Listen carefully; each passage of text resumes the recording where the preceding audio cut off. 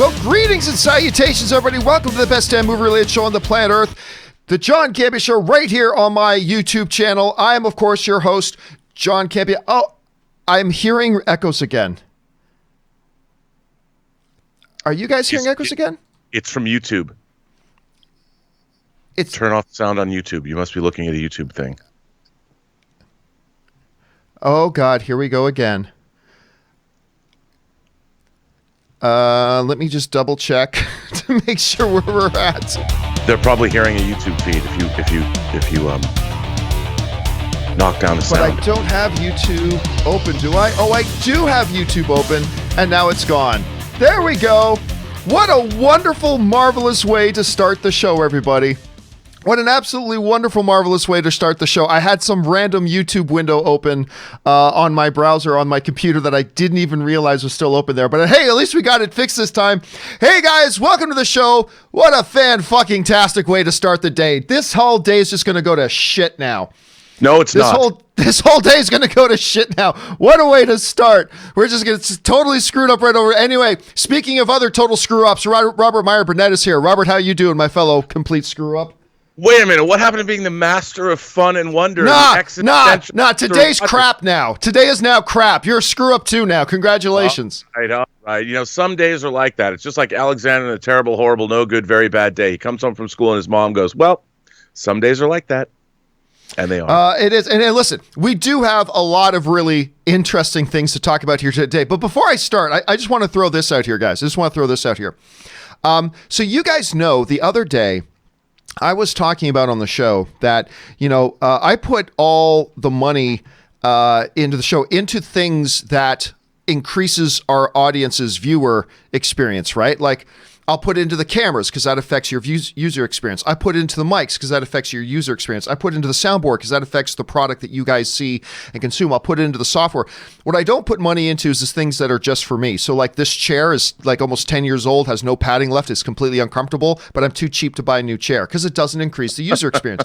And I also complain about my headphones, that my headphones don't increase your user experience. And so I had these cheap $7 headphones that sounded like crap and they're completely uncomfortable. Well, not these headphones, ladies and gentlemen. Not these headphones, because apparently the good folks over at JBL, let me see if I can show off, you can see the logo there. The good folks over at JBL, I guess, watched the show.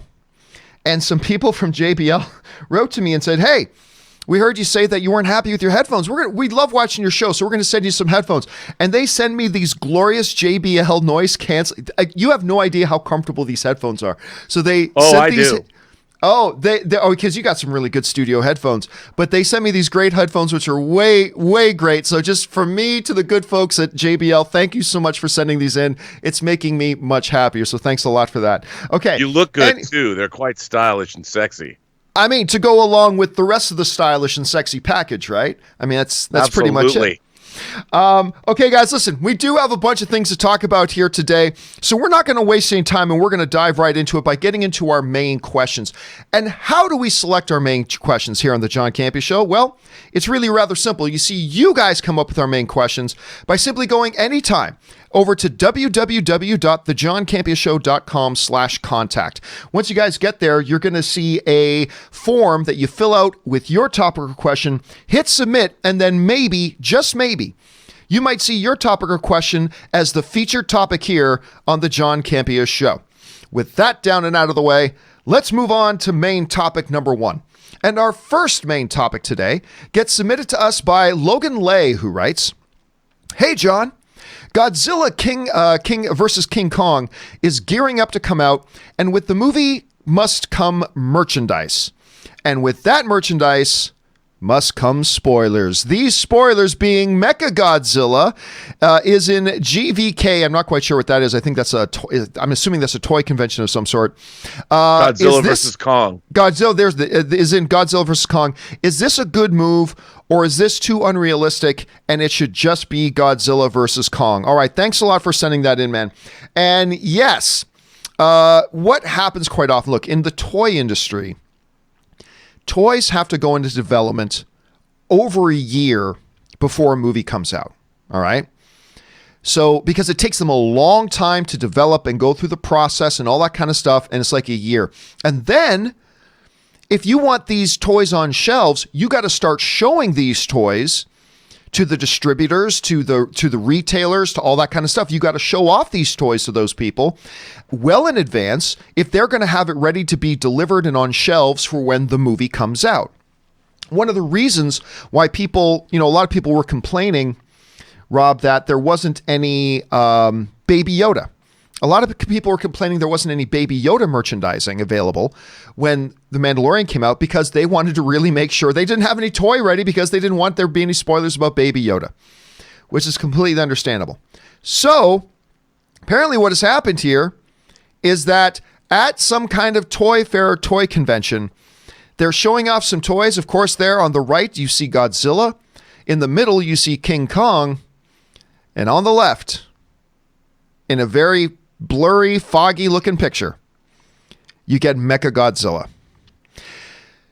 Does this 100% mean that Mechagodzilla is in fact going to be a part of a Godzilla versus Kong? Actually, the answer to that question is no. It's not saying that he's not going to be in it, but I'm saying there being a toy there right now does not in and of itself 100% confirm and guarantee that's going to be in the movie. We've actually seen some other toy lines with leaks of toys that weren't necessarily associated with the movie. They were just kind of accent figures and things to go along with it. So is this 100% mean Mechagodzilla is going to be in the movie? No. I think it's likely, but no. The other thing I want to say is this. Is a lot of people are calling this a spoiler, Rob. They're calling this a spoiler. And I disagree with that. And here's why I disagree. The reason I do not believe that this getting leaked out is a spoiler is because, I'm sorry, there's no way under heaven that Mechagodzilla is going to be in this movie if he is. There's no way Mechagodzilla is going to be in this movie and he's not going to be in the trailers at some point.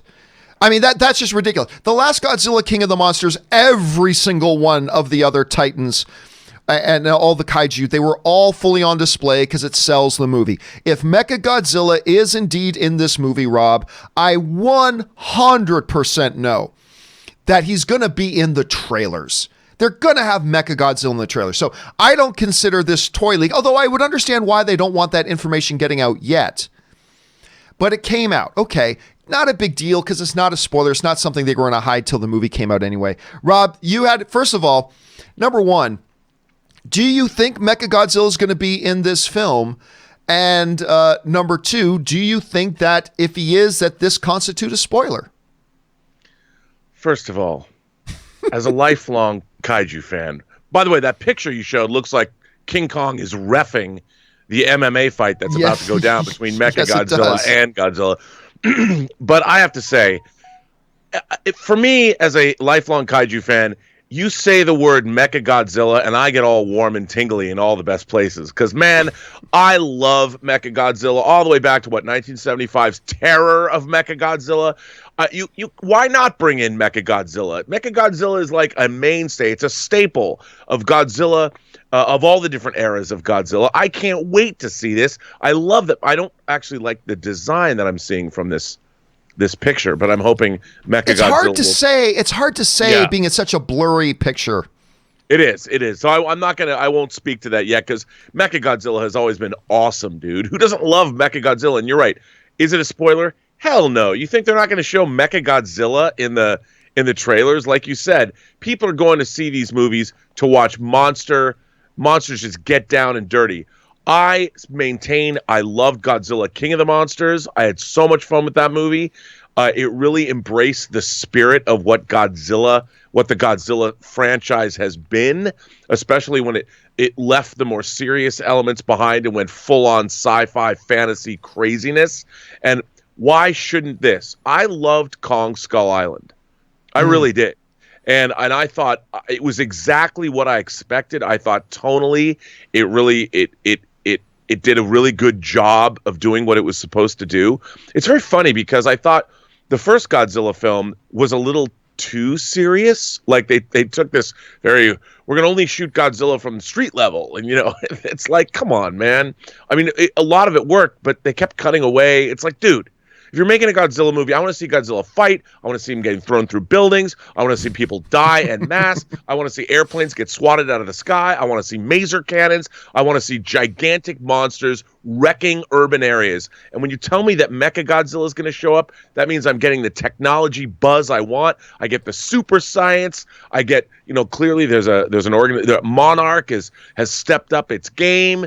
I'm excited, John. I'm excited. It's not a spoiler. What it does for me is it's like, once again, my 8-year-old child gets to snort a mountain of sugar and go on a sugar high waiting for this movie to come out. It was already delayed once. I can't wait to see it. I want to see trailers. I want to see them now. Well, okay, so let me ask you this, though. Let me put this to you.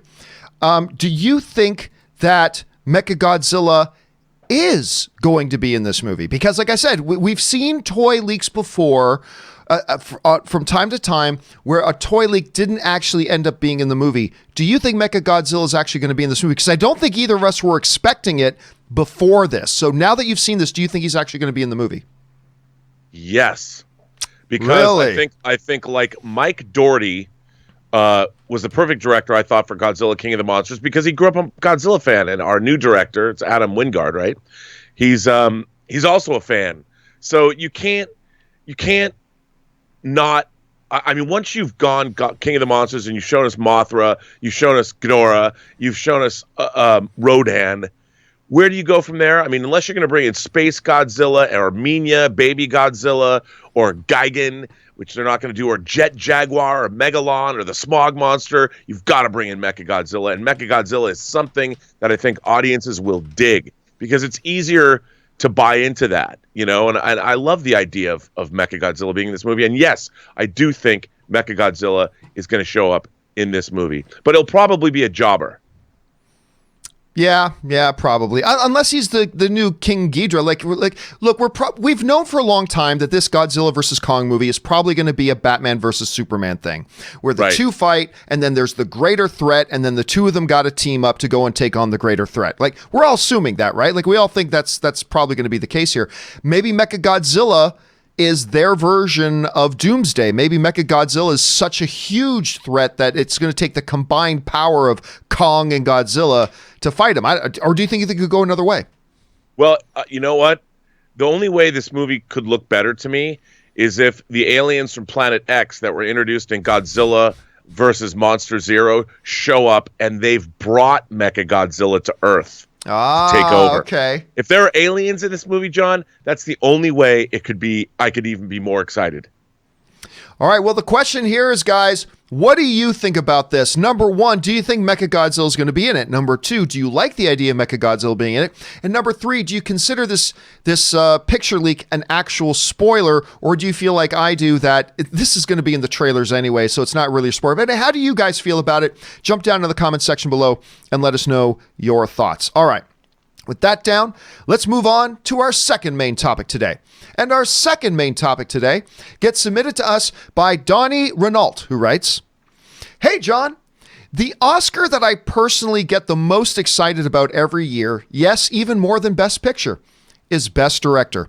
I've been really excited for the DGA nominations, that's the Directors Guild of America, nominations to come out, and they just have. I just wanted to know what you guys thought of the nominations, and do you think there is anyone really conspicuous by their absence? Thanks." All right, thanks a lot for sending that in, Donnie. And yes, one of the more exciting awards outside of the Oscars every year to me is actually, I mean, SAG is really up there, the Screen Actors Guild, the WGA awards are really up there. But it's the Directors Guild. I really get very fascinated by the Directors Guild Awards. Of course, this is all the big Hollywood directors, their whole union and association, and they vote together on who they think is the best director of the year. And by the way, Rob, the last 6 years in a row, the winner of the DGA has gone on to win the Academy Award for Best Director. And then you had that Ben Affleck thing where he wins Best Director at the DGA and didn't even get nominated for the Oscar, but whatever, we've talked about that already. So the nominees have come out for the DGA, and here are your nominees for Best Director of the Year as determined by the directors themselves. We've got Bong Joon-ho for Parasite, Marty Scorsese for The Irishman, Quentin Tarantino for Once Upon a Time in Hollywood, Sam Mendes for 1917, and of course we've got, and I was surprised to see him on here, but pleasantly surprised because I've been screaming till I was blue in the face. He deserves this recognition. Taika Waititi for Jojo Rabbit, which to me is still the best film of the year. To me, that is still the best film of the year is Jojo Rabbit. So I was super excited to see Taika Waititi get this nomination. But Rob, as we talk about quite often, the thing about the Directors Awards, most awards other than Best Picture, because you can have up to 10 nominees. The things about these awards, including the Directors Award, is that there are only 5 spots. There are 5 nominees and 5 nominees only. So that means in every category, be it actor, cinematography, screenwriting, and direction, only 5 nominees. That means there are going to be some key, notable, fantastic directors that year who are going to get overlooked. And this year, the DGA is no exception, because while there are some great ones in there, listen to some people who did not get nominations that a lot of people thought had a serious shot at a DGA this year. Noah Baumbach for Marriage Story. A lot of people talking about Marriage Story as a top 5 film of the year. Some people calling it the best film of the year. He didn't get nominated. Greta Gerwig for Little Mermaid. Little Women. Little Mermaid by Greta Gerwig. Totally different film. Greta Gerwig's Little Women. Not nominated. Todd Phillips. This is probably going to be the one that jumps out to a lot of people. Todd Phillips for Joker. Did not get nominated. One of the things, Lulu Wang. The Farewell, I think, is one of the best films of the year. Lulu Wang did not get a nomination. And most conspicuous to me, of course, because I think the film is brilliant and I think it's all direction, is Rian Johnson for Knives Out. Now, these are all brilliant directorial performances, absolutely, but it really highlights the fact that there are just 5 spots. There are just 5 spots. Personally, I would have taken Quentin Tarantino out and put in either Todd Phillips, Rian Johnson, or Noah Baumbach. I thought any one of those 3 maybe deserved that spot more than Quentin Tarantino. But other than that, the list looks pretty solid and really not all that surprising to me. Rob, you've taken a look at this list. What do you think about the list of nominees? And who do you think maybe is on the outside that maybe should have been on the inside? Well, actually, I have to say I thought it was a terrific list. While, Noah Baumbach and Greta Gerwig and Lulu Wang might not have been nominated, or even Rian Johnson. And by the way, I thought Knives Out was beautifully directed. But, I really was very happy with the DGA nominations. I think they're all very well deserved. I think it's exactly who should be there. I mean, there's only a few names. There's somebody that's always going to be left out. And what's amazing, John, is for all the people that are bitching about superhero movies taking over the multiplexes, I think these awards, both with the Golden Globes and what we're seeing with the DGA or the WGA, are speaking to just how good some of the cinema that we've got now really is and how vibrant motion pictures are. And this list from the DGA, look at the diversity in terms of the kind of, and I mean in terms of stories, in terms of what's being told. I mean, there's going to be a lot of talk of whether female directors were getting snubbed or things like that. But I really think that as far as this list goes, the DGA has done a really great job of showcasing the fine, fine work that we're seeing in cinemas these days.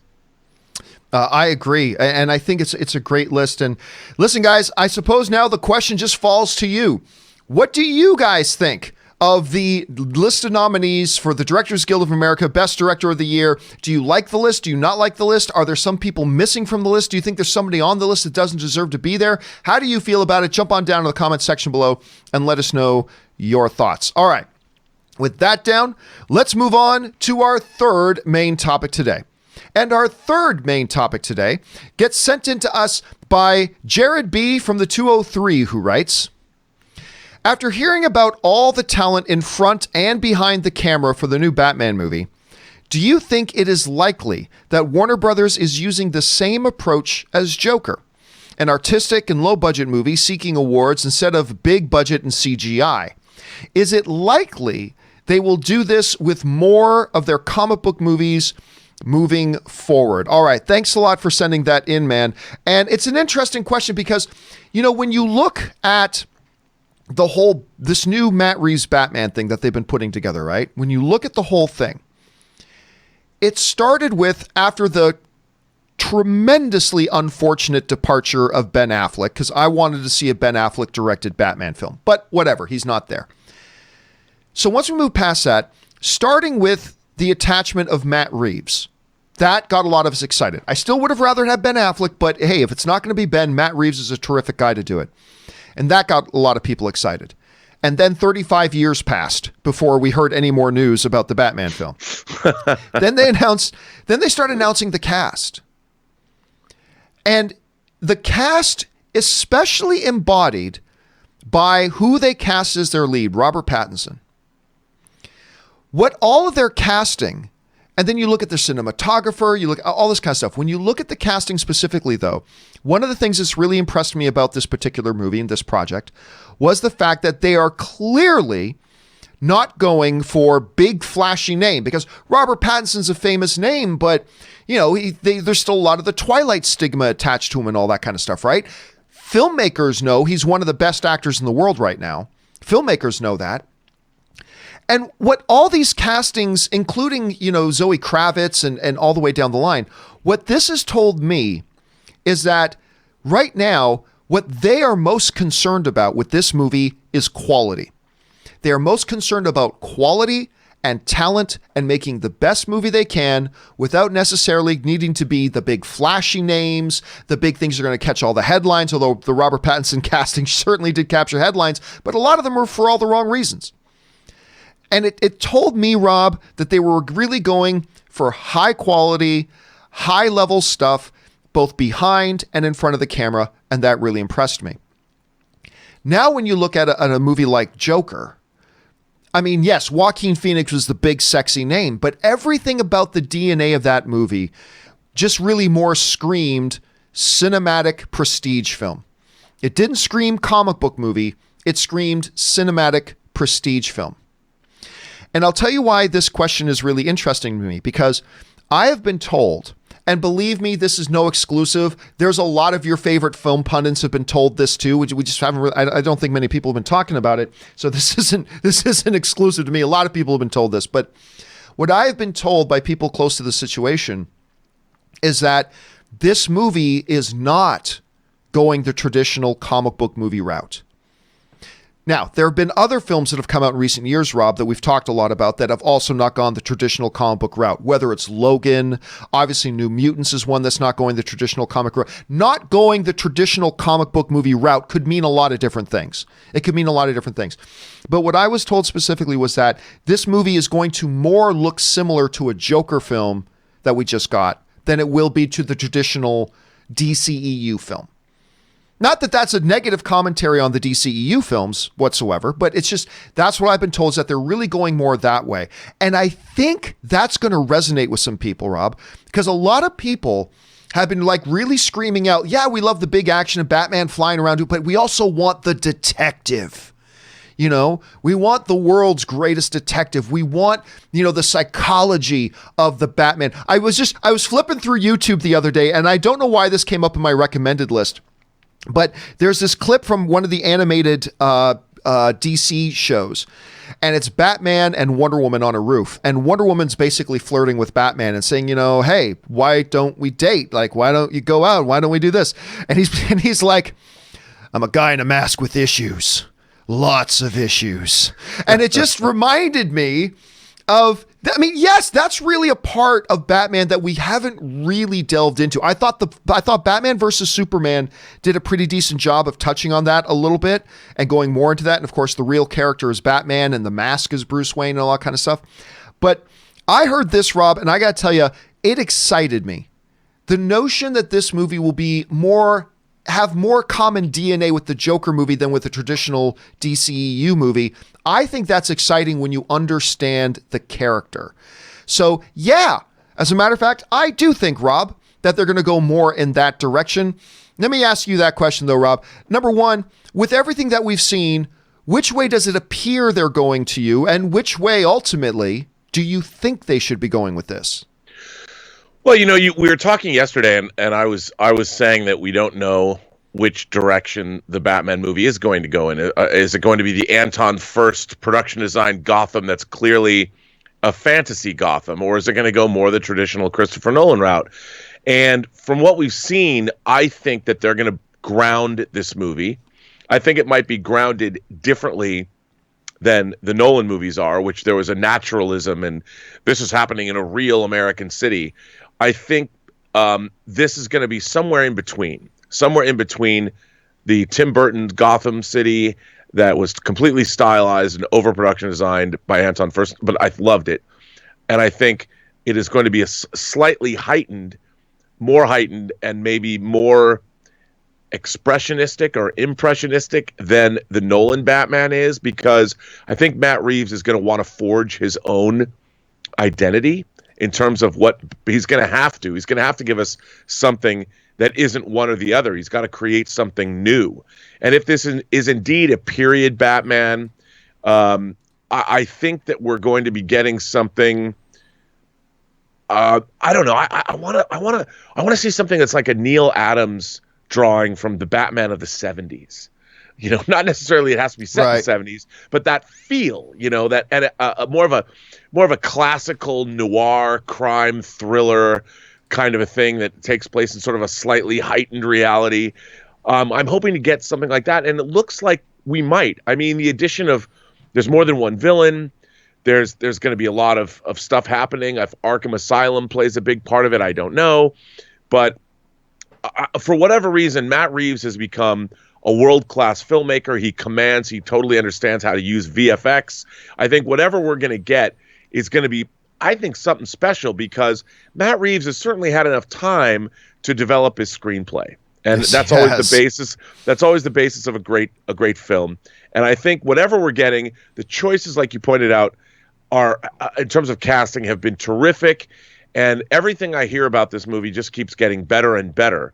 So I'm of the opinion that whatever it is we're going to get, it's going to be something new. It's going to be something fresh. It's going to be a new modern vision of Batman that also has a classical bent to it. I mean, classical storytelling, maybe a classical feel that, because he's going that way, is going to feel new and fresh today. So I'm stoked about this one too. I'm very excited what's coming down the pike for us film lovers, because between Dune and Mechagodzilla and Matt Reeves' Batman, I see only juicy goodness on the inside coming from these movies, John. Well, listen, and I wanted to ask you guys what you guys thought about all this. How would you feel about the direction of Batman? Which way do you think they're going to go? So I made that the topic of today's question of the day. So just before we started the show, I got on Twitter. I put up this little poll. The question of the day: do you think the new Batman movie should be more in line with the Joker style of film, or more in line with the traditional DCEU comic book style of film? And it's a little bit more one way, but we're relatively close. 62.2% of you guys are saying that you think this movie should go more Joker style. That's kind of how I'm feeling a little bit as well. But 37.8% of you guys are still thinking it should go a little bit more DCU style. Now, I have no doubt it's going to be a bit of blend of both, but I think it's going to lean more towards the Joker style. But again, 62.2% of you guys are saying you like the Joker style. 37.8% of you are saying you want it to go more the DCU style. What are they going to do? How's it actually all going to work out? We don't know, but we'll find out soon enough. Question is, guys, what do you think about that? Jump down into the comment section below and let us know your thoughts. All right, guys, with that down, let's move on to our fourth and final main topic today. And our fourth and final main topic today gets submitted into us by Big Wave, who writes, "Hey, John, I know it's crazy to think, but the Super Bowl is less than a month away. The Patriots are out. There's no such thing as the Super Bowl. It doesn't matter. The Super Bowl is less than a month away. So what are your early picks for movies that could benefit most from a big Super Bowl ad? A Quiet Place 2? Black Widow, Top Gun, Birds of Prey strike me as potential contenders. Thanks, and keep up the filthy." All right, thanks a lot, man, for sending that in. And yep, The Super Bowl is just about upon us. Aside from the fact of just how awesome the Super Bowl is, I'm thinking it's gonna be. Oh, I don't know. I think it's gonna be the Seahawks versus the Ravens, but we'll find out for sure. But one of the things that we look forward to a lot, obviously, when it comes to the Super Bowl, is that we look forward to what could be the big. Number one, a lot of people look forward to the commercials, but for us in the movie circles, we really look forward to what are going to be the trailers. So, Rob, I mean, I think one of the trends we've seen here over the years is that I feel like in recent years, there hasn't been as much emphasis on the movie trailers at the Super Bowl. And part of the reason, I think, is twofold. I think there's two reasons why we haven't seen as much emphasis on Super Bowl. Not that it's disappeared, obviously not. Right. But I think there are two reasons why it's a little bit less emphasized. Number one, I think before any trailer that was any movie that was coming out in the next year was fair game to be a trailer at the Super Bowl. I think over the past year or so, we've been seeing a good trend of studios shrinking the marketing window, realizing, maybe it's kind of pointless for us to drop trailers for a movie that isn't coming out for 11 months, right? And I think we've been seeing that trend of shorter and shorter window span. As a matter of fact, what is it, May that Fast and the Furious comes out in? Is it May that Fast and Furious 9? Here we are, January, still no trailer for it. A couple of years ago, they would have dropped a trailer for Fast and Furious 9 like almost a year in advance. But today that's different. So there are fewer movies to choose from when looking at who could potentially be dropping a Super Bowl trailer. The second thing is this. I think studios have becoming a little bit more cost conscious. Even though they're spending more money on marketing, I think they become more cost conscious about where they spend that money. And the fact of the matter is, for a 30-second spot on a Super Bowl, what is it? 5 million? Or it's some ridiculous amount of money for a 30-second spot. And so I think we've seen it reduced. But, Rob, I do think we are going to get a couple of trailers. So what are they going to be? All right, well, let's run down a list here. I think we are realistically looking at movies that are going to open somewhere between the Super Bowl and, say, the end of May. I think that's the new trend right now, is to target your market spend on movies that are coming out more quickly. So I think that's the window we're looking at. So as we look down through, I think Onward is one contender for that. I think Onward, it's a family film. You drop that, a lot of parents watching Super Bowls and stuff like that. I think Onward becomes, because you also have to look at a movie that's going to have a significant enough marketing budget that can handle a Super Bowl ad, right? Not Way Back, not I Still Believe. I don't think The Informer. I don't think My Spy. Bloodshot is a possibility. We were just talking the other day, Rob, about the lack of marketing for Bloodshot. That comes out fairly soon in March, right? It could be that they might be saving up a bit for a big splash at the Super Bowl. So that puts March on the list a little bit. Quiet Place 2 is a possibility, but it's a smaller budget film. So I don't think they're going to do a Super Bowl ad. Mulan is one they could do. Mulan is one that I could see possibly doing that. New Mutants is one that I think I could see doing it, except again for the one problem of the fact that it's a smaller budget. So right. I don't know that they're going to be dropping $5, $6, $7 million for a 30-second spot. So that. Then we get into April. A lot of these things I don't think Trolls World Thing. I don't think Antler's too small. I don't think Annabelle. Black Widow, May 1st. I do think Black Widow is a contender for May 1st. So that's one. And then we will just look at the rest of May here. And there were one or two in May as well. I don't think Legally Blonde 3, although I forgot that movie was even coming out, but I don't think it's that. I don't think it'll be Scooby-Doo. Fast and the Furious 9, I think, is probably a big one. With them holding off and not having done any marketing or anything like that, I think that's one. And then I said at the end of May, but then at the beginning of June is Wonder Woman. So those are the ones, Rob, that I see as heavy potential for maybe having trailers during the Super Bowl. You look at this, what do you think the parameters are going to be, and what do you think there are the most likely films to have, a spot there at the Super Bowl?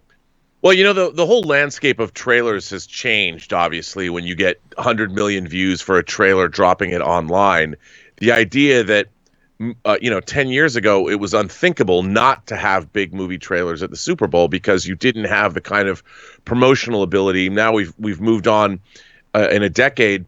Why do you need to spend so much money? But with the Super Bowl as it is, a movie like Top Gun Maverick has to have a trailer, I think, at the Super Bowl.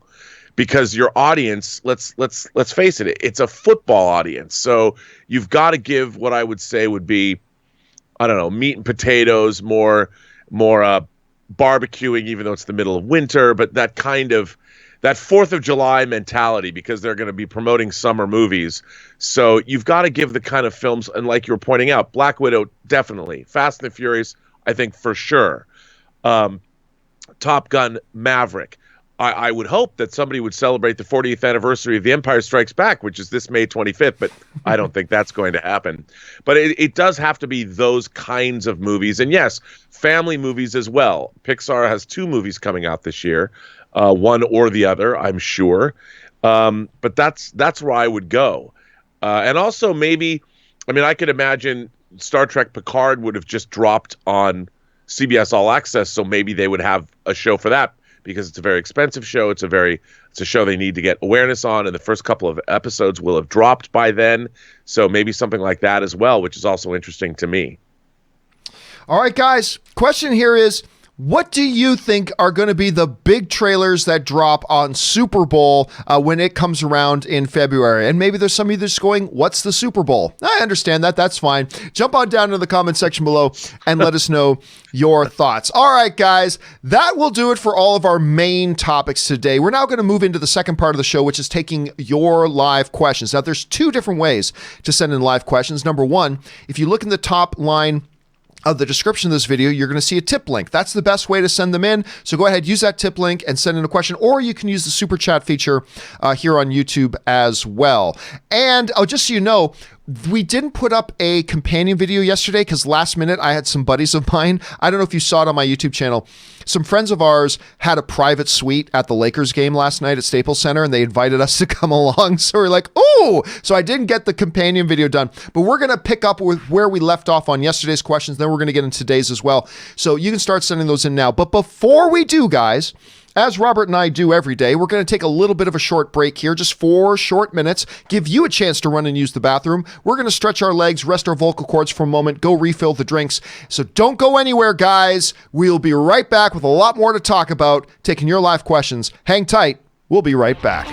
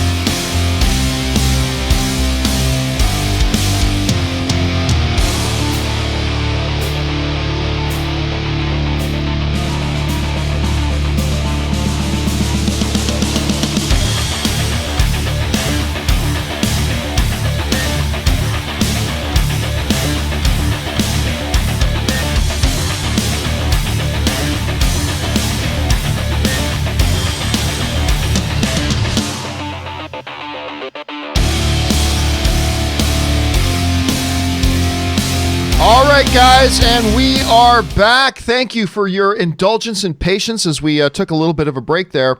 And hey, before we get into the live questions here, I want to make a little bit of an announcement. Tomorrow's John Campea Show is going to be a little bit different. It's going to be a little bit different. Tomorrow on the show,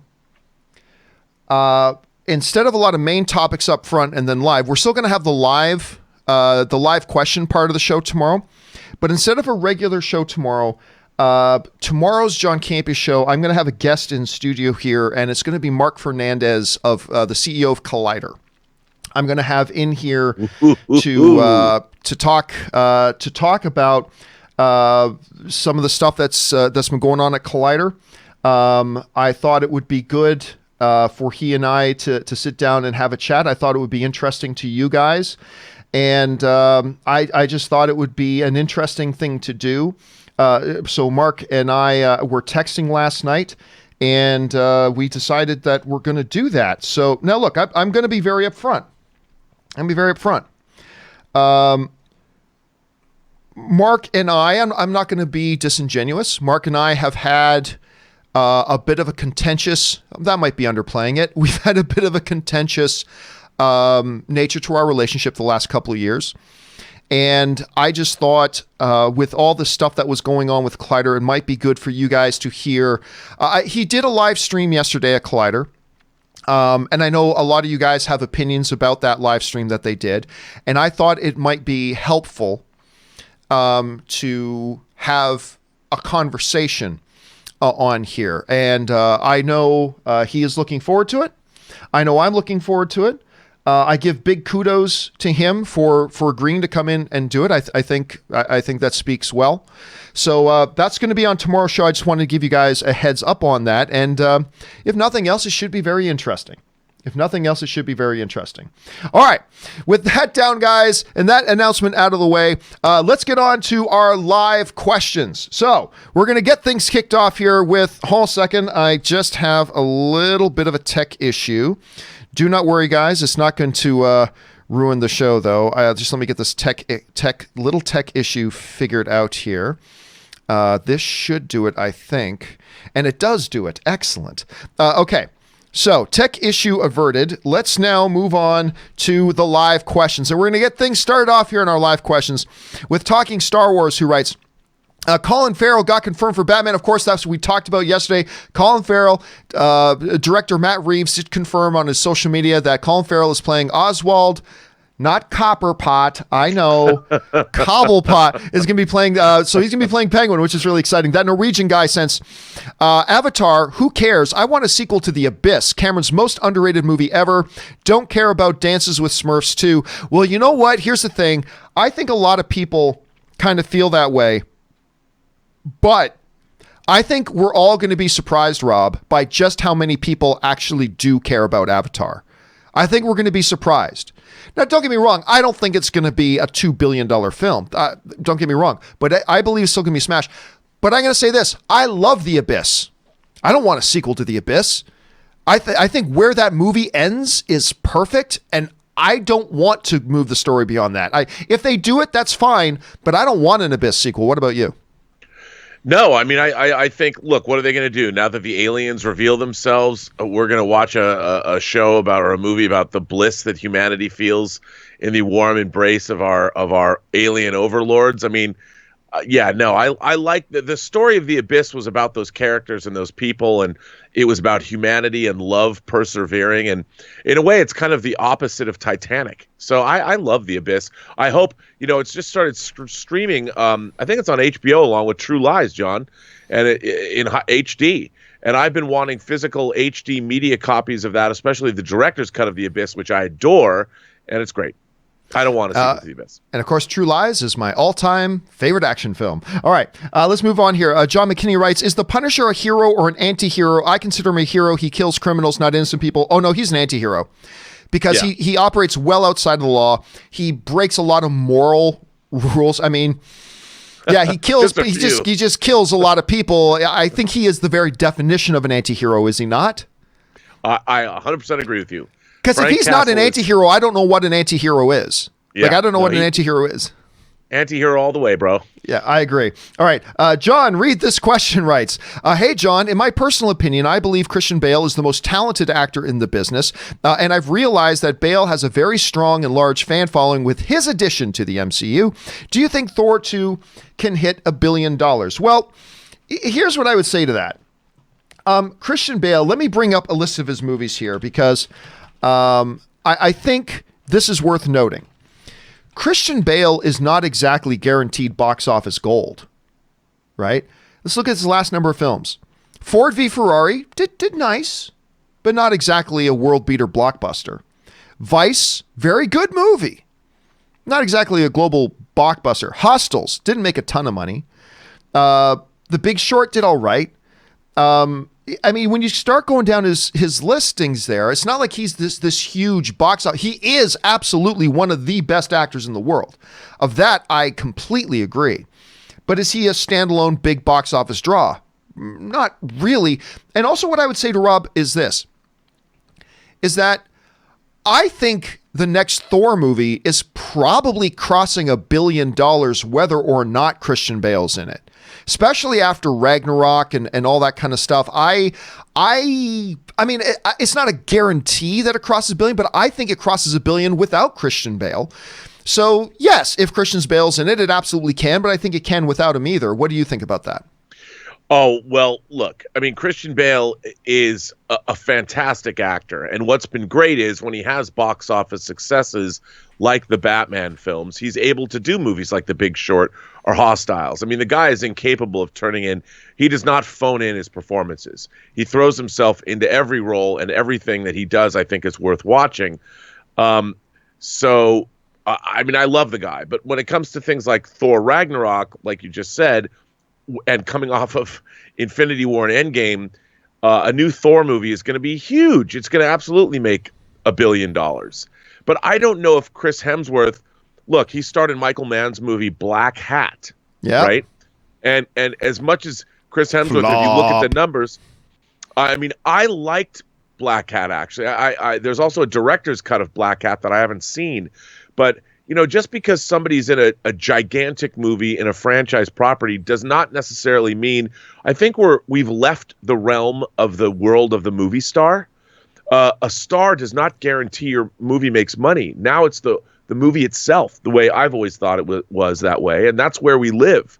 And I don't think necessarily that box office is an indication anymore of how big of a star somebody is, because I think it really has to do with the movie these days. Hostels is a Western.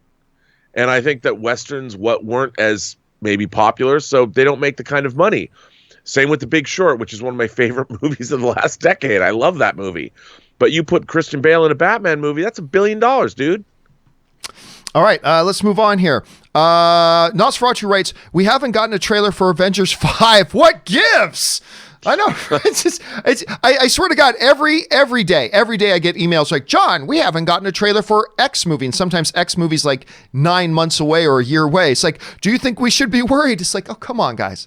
Come on. Let's get to within 2 months of a movie coming out before we get too terribly worried. All right. John McKinney writes, what is your favorite Christian Bale movie? Mine is Equilibrium. Such an underrated movie. Great movie. Ooh. I mean, you have to go back to movies like, I mean, look, for obviously Dark Knight. Dark Knight is my favorite Christian Bale movie, sure.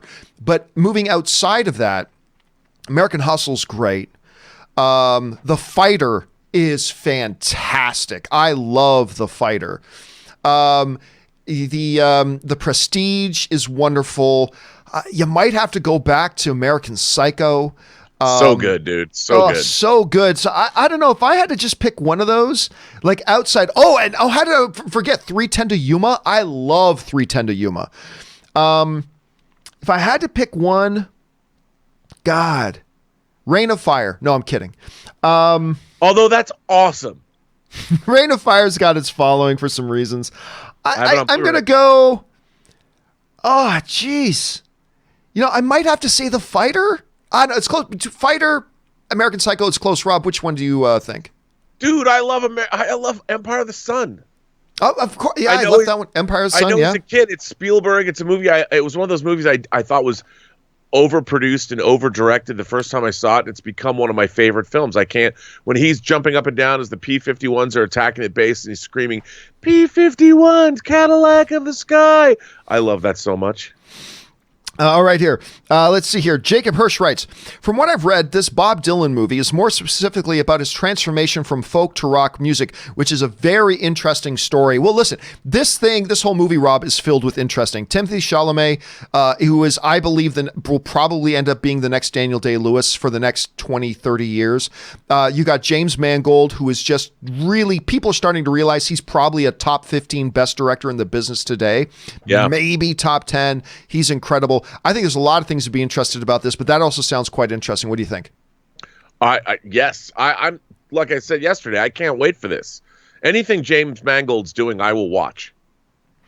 All right. Next up, Colin Z. Right. This might have already been pointed out, but Tarantino can't be nominated for WGA because he's not a member of the Guild. I believe we did point that out on the show yesterday. I believe we did mention that he's not a thing there, but thank you for throwing that in there anyway, Collins. It's always good to have that. Lassie Galskard just sends in Super Chat to be supportive. Thank you so much, Lassie. Appreciate that. Akshu writes, Tarantino is not a member of the WGA. Again, yes, we already mentioned that on the show yesterday. Okay. Again, more WGA. Yes, we covered that again. I didn't say it right off the top, though. I didn't say it till later in the conversation. So I guess that's why people were firing that in.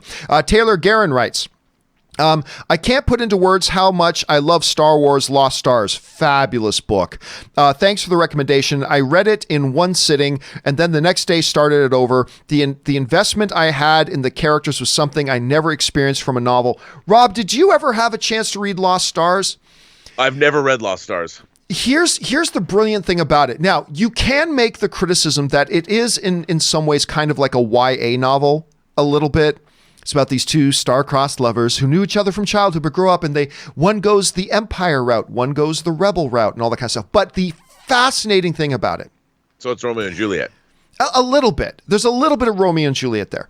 But the fascinating thing about it is it's told over the span of all three original Star Wars movies with New Hope, Empire, and Return of the Jedi as the background and setting for these two's story. Wow, and that's told cool. From their perspective. And it's fabulous. It is honestly one of the best Star Wars things I have ever read. And, like, for instance, the girl, she goes the Empire route. And then, the destruction of the first Death Star, it's really interesting seeing things from her perspective, that was a terrorist attack. That was something right. that killed all of her friends, the people she knew and grew up with and trained with and went through the academy with and blah, blah, all of them gone as a result of a cowardly sneak attack by some rebels, and then you go and tell from his point of view. And it's just the way it just gives us a different set of goggles to look at the original Star Wars trilogy is fascinating. So, hey, listen, guys, take Taylor Guerin's advice and check out Star Wars Lost Stars. It's a marvelous, marvelous book, and you really should check it out. All right. An anonymous viewer writes, only members of the WGA are nominated. Again, yep, we touched on that again a little bit earlier. By the way, guys, let me throw in here. When you're sending in a question, especially if it's a super chat or something like that, make sure you take a peek to see if other people have already said it, because I want to make sure you guys, if you send in a question to support the show, I want to make sure you get a good answer, and I want to make sure it's not for your benefit, that it's just not a repeat. So just take a double check on that. But thank you for writing that in at any rate. All right, Ryan Trabuca writes, as soon as I sent that in, you just mentioned. Oh, see, yeah. So Ryan Trabuca said, as soon as I sent that in, you mentioned it. So there we go. We're all good. A good Canadian kid writes, hey John, I saw a rumor on Reddit. This is never a good way to start a conversation.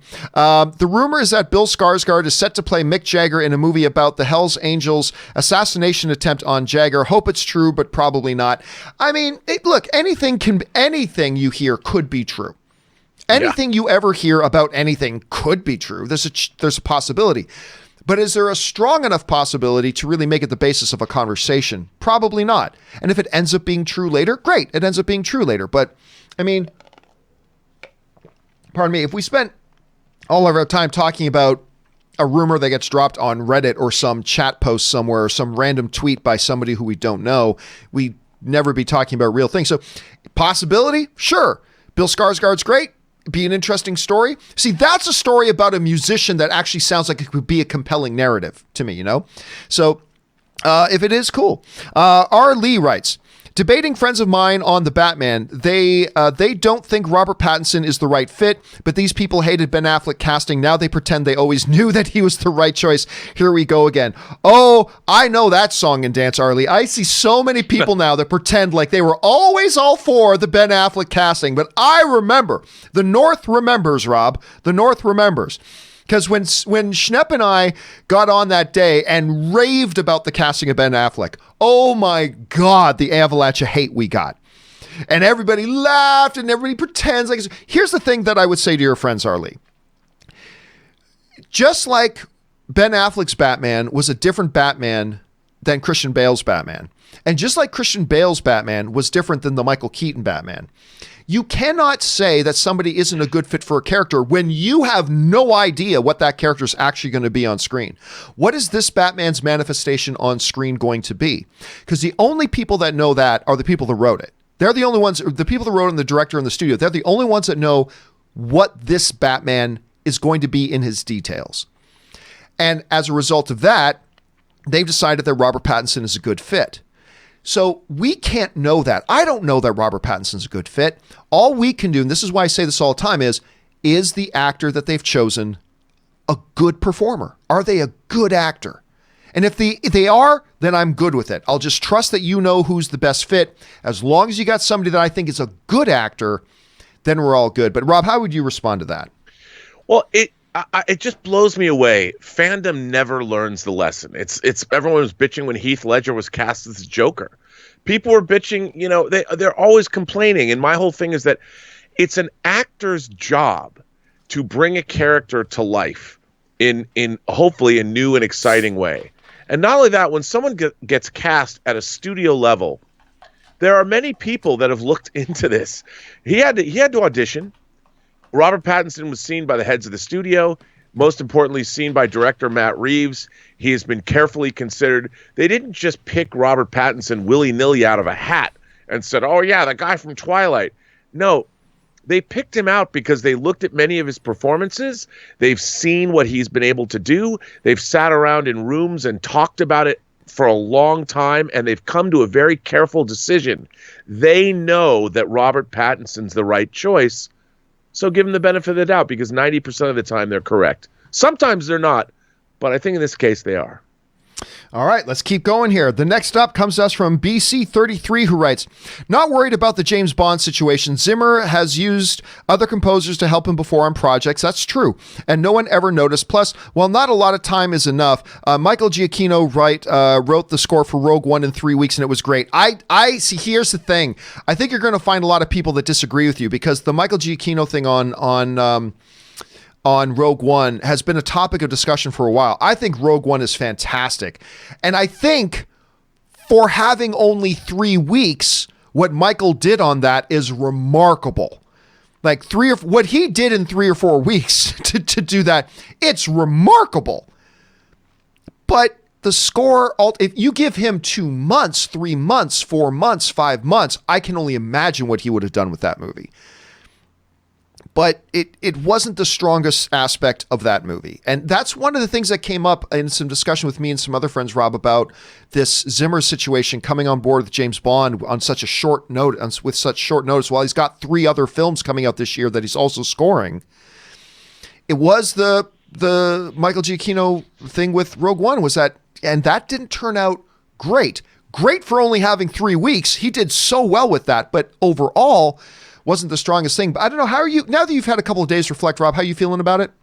Look, I like Hans Zimmer a lot. I like his brand of, I would prefer that you had the big brassy sounds. I don't know why they don't bring David Arnold back, who scored a lot of the Brosnan films and also scored Quantum of Solace and Casino Royale, because I like what he did. He was sort of carrying on the John Barry tradition. But I think what we're going to get from Hans Zimmer is a different kind of a score. I really like sort of the less melodic things that he did for The Dark Knight, but we'll see. I mean, I want to hear what Zimmer's going to do with the traditional James Bond themes and how he's going to work them into his scores, because I think we might get something really interesting. So it's not like he's a terrible composer. They didn't get somebody who hasn't proven himself. But at this point, how are you feeling about it? Understanding the time frame, and by the way, also understanding how many other projects he has going on right now. I don't know, how are you feeling about that? Look, it's rough. It's going to be rough for everybody. I think they're going to be close to having a picture lock, which is always good for a composer. They're going to have to move quickly, but Hans Zimmer can do that. I mean, we might get more of a free form in terms of not necessarily a jazzy score, but a lot of sort of free form from the gut kind of music that's going to be composed on the fly. It'll be really interesting. I think it's going to add to the character of the film. I really have high hopes for this movie, and I think maybe this time limit will be an injection, just the kind of injection. It's just like a Bond movie. He's got to stop the nuclear bomb from blowing up in Fort Knox and irradiating our gold supply at the end of Goldfinger. Well, Hans Zimmer, he's not only scoring a Bond movie, in his case, it's going to be like being in a Bond movie writing. So you see this could be an advantage. That's interesting. I do. I look at it as an advantage. All right, next up, Taylor Guerin writes, I really hope we get to visit Cena and Thane again. These are characters from Lost Stars. I can't get enough of those characters, and my emotional investment made me tear up a couple of times in the novel. Maybe I'm just a softie. No. And you know what? I am shocked that they haven't done a sequel to Lost Stars. I really am. Especially, I won't go into details, but when you understand where the novel concludes, I'm shocked they haven't done a sequel to that one. So I think they will at some point. And Glauser sends in just a super chat to be supportive. Thank you so much. And then writes in, excited for these movies in 2020. Onward, Quiet Place 2, Venom 2, Mulan, Black Widow, Fast 9, Wonder Woman, Eternals. What about you? Oh God, I love those. And we've gone on, Rob, about a lot of the films that we're looking forward to this year. Those are obviously all ones that really stand out. Quiet Place 2 right now is my most anticipated film of the year, just because the first one was my favorite film of the year that year. If you had to say right now the top one or two maybe that are the ones you're looking forward to the most right now, Rob, what would they be? Dune is number one. Of course, yeah. That's got to be number two for me as well. Yeah, No Time to Die is number 2, and Eternals is number 3. Yeah, that's right. You're really excited about that Eternals film. Yeah, I really am.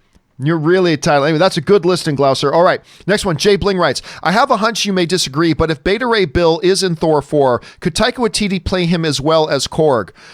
Well, look, whenever you ask a question that has the word ever or could, the answer is always yes.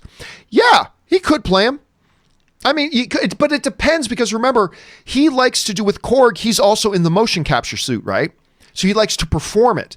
And so if you have any scenes in this movie that have Korg and Beta Ray Bill, then Taika Waititi as the director is probably going to go, it's just going to be easier and more pragmatic if we get in another actor to do it. So possible, yes. But for the technicality of it, I think he'll probably avoid doing that. And that's even if Beta Ray Bill's in it, which I have a stinking suspicion he will be, although I don't think it'll be Christian Bale. Could be, though. Never know. Michael Rowley writes, Regarding Bale, are either of you familiar with the Thor character Dario Agger/Minotaur? He's the CEO of Roxxon, which has been set up in multiple MCU movies. I have to admit, I don't. I was about to say that sounds familiar, but no, I was thinking of something else. I don't. Rob, have you? I don't recognize it at any rate. Which is interesting if they have set it up in other movies, because that would create an open door for that, which would actually be pretty interesting. That's a really interesting thing to bring up, Michael. Thanks for throwing that out there. All right, now Jonathan Adam. Yeah, I know. Now I'm going to be obsessed with that later. Wait a minute. Jonathan Adder writes, Christian Bale as an older version of Hercules teaming up with Thor, or maybe Zeus, introducing the Greek gods into the MCU. That sounds like it's outside. By the way, John, I'm not saying that's a bad idea, but Rob, to me, that sounds like it's outside kind of the scope of what it is that Taika's trying to do here, particularly with the Jane storyline and all that. So I don't think that's the way they're going, but do you see some potential there? Maybe. I mean, somebody brought up to me that we should have mentioned Mephisto, which is obviously. Yes. And I'm like, that's really, I mean, come on. What actor doesn't want to play basically the devil? And Christian Bale, I could see him just tearing that up if that's who he's going to play. I mean, it's a character that's a fantasy-based character, but you'd still get to see his face, unlike, say, Beta Ray Bill. I don't know. I just can't wait. But like going more into the other gods, though, like going outside just the traditional, like could you see them crossing? Could you see them crossing the Greek god stuff with the Norwegian god stuff, because they do in the comic books a little bit? Do you think that's what they could do? Hercules is a character. I mean, been an Avenger and all that. You're bringing in a whole new pantheon, and maybe they'll do that. I mean, they could do that. But I don't think so. Not necessarily in this movie, because Asgard is such a part of these mythos. Obviously, Thor's from Asgard, and I think they'll just continue with that trend. I mean, he did a great job with Hela. Yep. So why not? Like you said, bring in the brother of Odin. All right. Thanasi writes, this year looks really good for movies and TV. I tell you, we talked about that. Absolutely, it does. There's already a lot of really good looking films. Like some people are saying, no, 2020, but doesn't look super exciting. But that's because they're only thinking about comic book movies. And yes, there's no comic book movie that is Justice League or Avengers this year. I get that. But if you look beyond just the comic book film, you're right, Thanasi. It's looking really good. Jason Dolan writes, Quentin Tarantino's now the deputy. Again, somebody who fired that in before hearing the full topic, because again, we did mention that in the topic yesterday, but obviously it came late. Syrian Douglas writes, again, same thing. John McKinney writes, could a live action Naruto works? Well, that's the anime, the manga character. I don't really follow that stuff. Like I'm sort of familiar with who it is, but listen, whenever again, John, you ask the question, could or ever, the answer is yes. So could it work? Sure, it could. A movie about little plastic building blocks called Lego, that could work. Felipe the Sentient Dancing Microphone, it could work. Absolutely. It's all about how it's executed. All right. John McKinney writes, Bryan Cranston was also awesome in Malcolm in the Middle, very overlooked.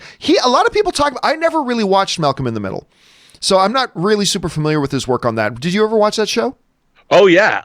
He was great. He was terrific in that show. And I think what was so interesting, I think that probably played into a lot of the reason why he got hired as Walter White.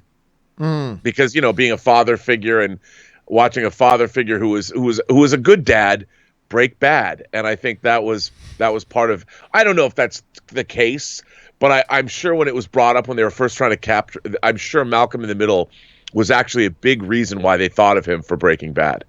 I think it was his dentist role on Seinfeld. Personally, I think that's what got him the role. All right. Jaron Morris writes, 2019 was the year of movies. Joker, Jojo Rabbit, Ford v Ferrari, Parasite, Lighthouse. Now 2020 is the year of video games.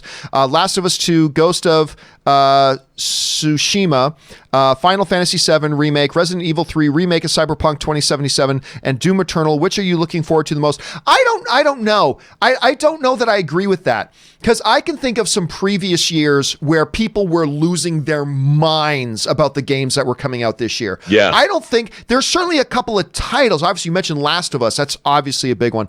For me, the one I'm actually looking forward to a lot is the Final Fantasy VII Remaster Remake, because I spent, Rob, a lot of time, not as many as World of Warcraft or anything like that, but I spent a lot of hours playing Final Fantasy VII. I still sometimes hear the music to that in my dreams a little bit. So that's what I'm looking for. Do you have a particular game this year that's really caught your attention that you're looking forward to? No, not really. I mean, I really liked Last of Us, so I'm looking forward to seeing what they do with the second Last of Us. I mean, isn't there another Devil May Cry coming out? Yes. There is. I loved Onimusha and I loved Devil May Cry. So bring those on. All right. Let's move on here. Samuel Phoenix writes, do you think Cineworld buying Cineplex is good? Cineworld, of course, is the giant European theater chain that bought Regal in the US. Cineplex is a Canadian film chain that has gone to complete crap. So yes, I think anything happening with Cineplex is good at this point, because I think they've gone to complete crap over the years. JC is my girlfriend's hall pass. Again, that's the best name in the world. John Campea is my girlfriend's hall, but writes, if Yoda died at 900, and for 800 years he trained Jedi, how could he still only be, according to the topic the other day, a Jedi Knight 400 years prior? How long did it take him to achieve Jedi Master? Windu and Qui-Gon did it. They were only 50 to 70 years old. Again, I mentioned this on the show yesterday. We just have to assume the numbers are, we can't go by the numbers. We just can't. We just have to accept their numbers are off. Like either, Yoda just being an old guy saying, I have been doing this for 95 years. Grandpa, you're only 88. I've been doing it for 95 years. Okay, whatever. So maybe that was part of what Yoda was talking about. Again, I think we just have to just go, you know what? Numbers schmumbers, and just accept that they were off and they don't really make sense. And I think we just have to accept that. John McKinney writes, one of two. Which two actresses or actors would you cast in villain roles? One as the main antagonist, one as the secondary antagonist. Main antagonist, Jason Isaac. Secondary antagonist, Jessica Biel. Jason Isaac is great at playing villains, and I desperately want to see Jessica Biel play a villain. I think those two actors would be awesome together. Well, listen, first, and that's a really big super chat. Thank you for supporting the channel on that level. The first question about which would I cast, I don't do those questions. Like X actor in X role. I don't care. As long as they're good actors, I don't do X actor and X role things, because they're pointless, because it all depends on the role. It depends on the character. It depends on how that character's written. Is that actor a good fit? And that's stuff that we just can't know. But I will comment on Jason Isaacs. I love Jason Isaacs. I think he's fantastic. And I keep talking about this little show he did, and I keep forgetting the name of it, Rob. I keep forgetting the name of this show. But he did this little show, and that's Star Trek Discovery, because I know you know that show very well. But I loved him in Star Trek Discovery. But he was good in Star Trek Discovery. I loved him in that. But he did this little show, and I keep forgetting the name of it, Rob, where he's a cop who was in a car accident with his wife and son, and he wakes up and his son is dead. He wakes up out of in the hospital, and his son had died and his wife survived. And so he and his wife are dealing with it. But when he goes to sleep and wakes back up, he had the car accident, except his wife died and his son survived. Was it Life on Mars, the TV show? No. This is all set in the modern world, modern context, and I can't remember the name of it. Life on Mars was a remake of a British TV show. It wasn't about that. I mean, it's not about Mars. It's just based on keep an eye in the chat to see if people know what the name of the show is. But so it was just on TV just a couple of years ago, and it only lasted one season. And so every night he would go to sleep, he would wake up in the other life where his son is alive, and then he'd go back to sleep, and it'd be the next day in the world where his wife was alive. And it's constantly going back and forth through all this kind of stuff. And I love that show. So I love this actor. Jessica Biel, by the way, I always liked her.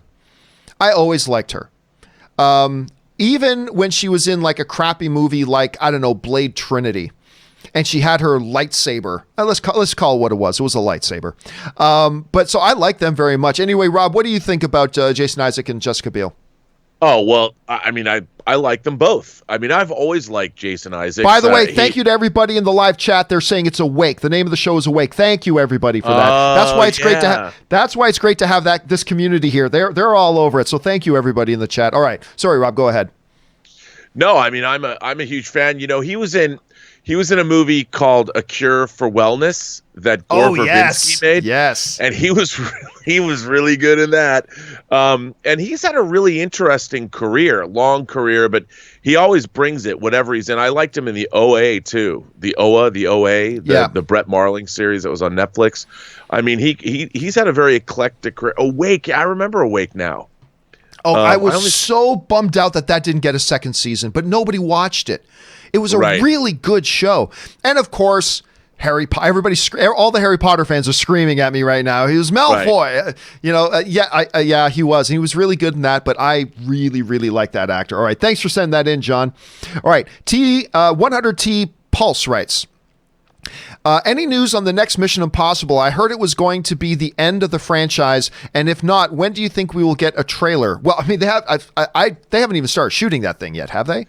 No, and Christopher McQuarrie, it's funny you say that, or somebody asked, tweeted out the other day that he had he'd written himself into a horrible corner, and he said that's the best place to be as a writer, or something like that.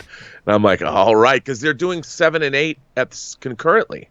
Yeah, so I mean, there goes that thought that the next one is going to be the last one. Listen, for the last 3, they've said the next one could be the last one. So until Tom Cruise, retires, I'll never believe the next one is the last one. They're just printing money hand over fist with that series, so I don't think it's going to be the last one. And they're so good. They Ghost Protocol, Rogue Nation, and Fallout were awesome. Yeah, they've done a really good job with them. Abdul Alans writes, top 10 in 2019. Number 10, Once Upon a Time in Hollywood. Number 9, Parasite. Number 8, The Report. The Report was actually better than I thought it would be. Number 7, The Irishman. Number 6, Ford v Ferrari. Number 5, Knives Out. Number 4, Marriage Story. Number 3, Endgame. Number 2, The Rise of Skywalker. And number 1, Joker. Nice diverse list. You got foreign film in there with Parasite. You got comic book movies with Endgame. You got sci-fi with The Rise of Skywalker. You got like gritty crime drama in Irishman. Like the list. I like it when people's lists don't all look homogenized. I like it when there's some mixture in there. You know what I mean? So good list, Abdul. I like that one a lot. Thank you for sharing that.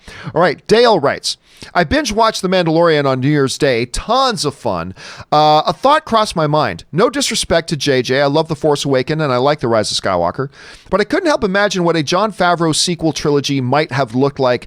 Thank you and have a great one. It's interesting. See, this is okay. You bring up something interesting, Dale. And Rob, I want to get your thoughts on this.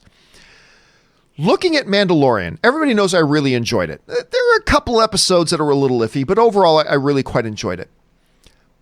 But I can't remember if it was Ann or somebody else that asked me this.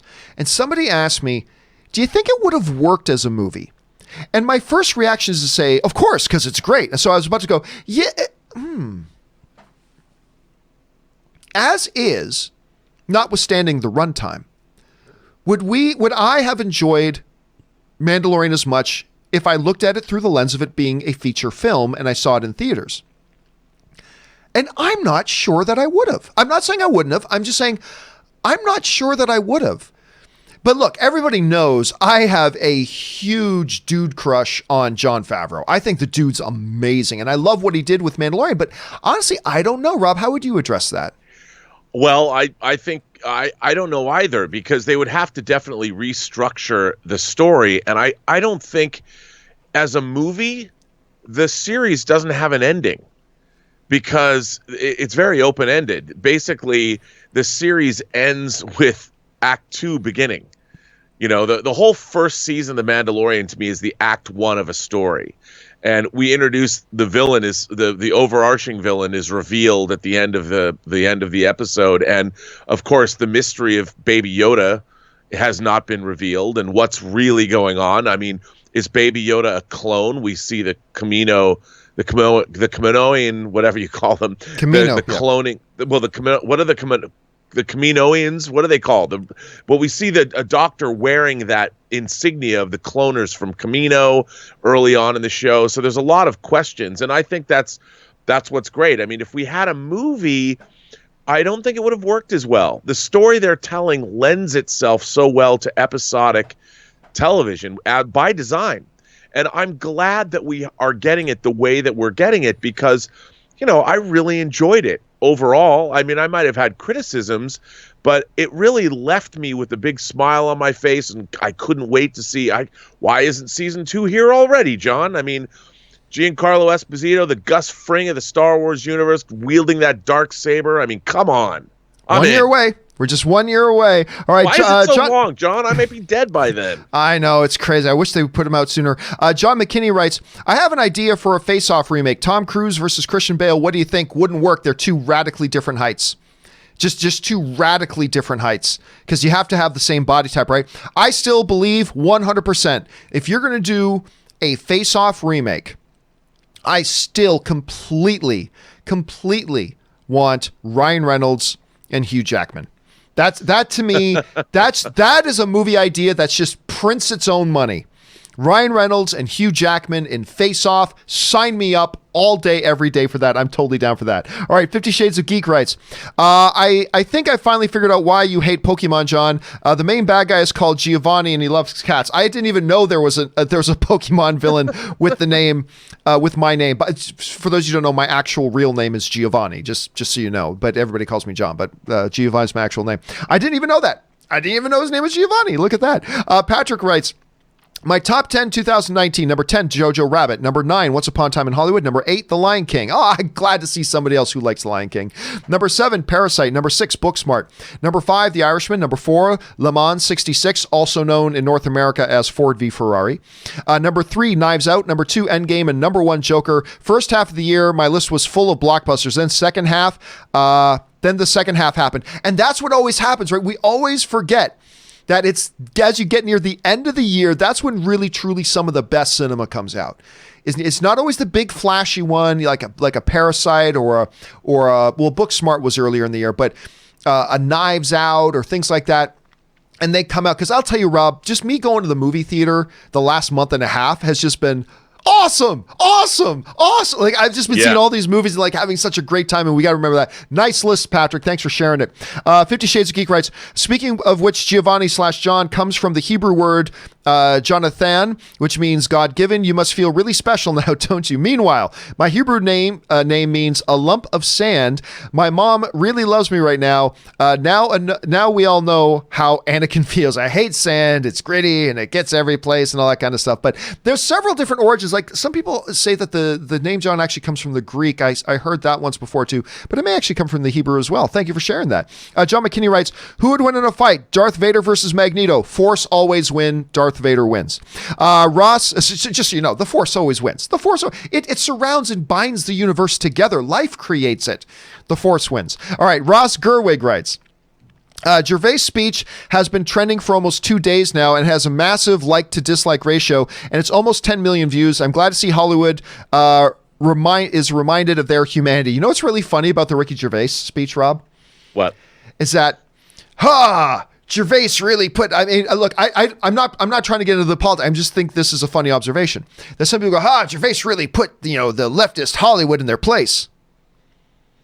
Ricky Gervais is as leftist Hollywood as it gets, everybody. Like, just in case you forgot, he is as leftist Hollywood as it gets. But no, it's good. I like it when Hollywood can poke fun at itself, and getting somebody like a Ricky Gervais up there to do a little bit of that. I also thought Amy Poehler and Tina Fey, I thought they were wonderful, wonderful hosts. Ricky Gervais always does a solid job as well. So yeah, it's always good to see Hollywood or anybody poking fun at themselves a little bit. So it's always good to see that. All right. Where are we at here? Here we go. Stephen Gioe writes, should Star Wars have gone back or forward in time? I mean, I always like the idea of going forward, but if you're going to go back in time, go far enough back that there's no real direct ties to the current story, so it's not really a prequel per se. So that's why I don't mind the idea of them going 400 years back. Generally speaking, I prefer going forward, but I don't mind 400 years back. Jeff Jones writes, do you think we will see Baby Yoda say his first words in season 2? And over under 25%, he says Mando rather than Daddy. I don't think so. I mean, it's possible. I'm not going to say they definitely won't, but I don't think so, because Baby Yoda is just too cute with his gooing and guying, and I think they're going to keep that. Rob, what do you think? Does he speak in season 2? I think Baby Yoda can speak just fine. I think he already can speak. He speaks in the language of dollars. We just don't know it. I think he speaks. Yeah, no, he just hasn't. He's kept quiet for a reason. All right. Next up, Sam Johnson writes, you don't value the Golden Globe Awards, and I totally get why. Are there any other big film awards that you consider to be valueless? Love the show. You turned me from a franchise movie watcher into a fan of all things movies. Dude, that is one of the highest compliments you can pay. Thank you so much. I really appreciate you saying that.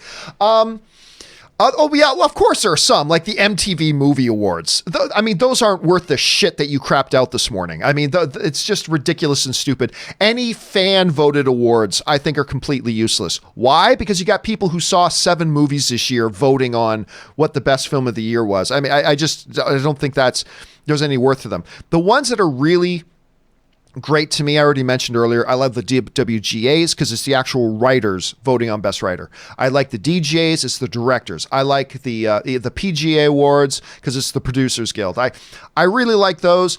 I also really used to like the Broadcast Film Critics Awards, but they've done some really stupid things the last few years. So I used to listen. They actually used to be my number 2 or my number 3 favorite award show, but because you got a wide you got a wide voting base and all this kind of stuff. But then they started doing things like throwing in all these new categories that were obviously just desperate attempts for viewerships of their live show.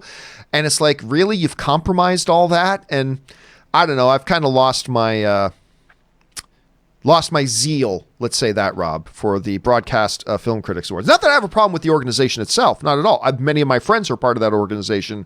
That's wonderful. The show and its awards have lost some meaning to me. Okay, where are we at here now? BMC writes, hey, John and crew. Do you guys think the current political climate will negatively impact 1917's box office this weekend? I can't wait to see it, but understand why general audience might not rush out. I honestly don't think so. I think it's going to do what it was going to do. I honestly think it's going to do the business it was always going to do, whether that's great or bad. Personally, I don't think it's going to have what's currently going on in the world, which, hey, we're here to talk about movies as our escape from what's going on in the real world. But I don't think what's going on in the world is really going to affect it that much, to be honest with you. I don't think so.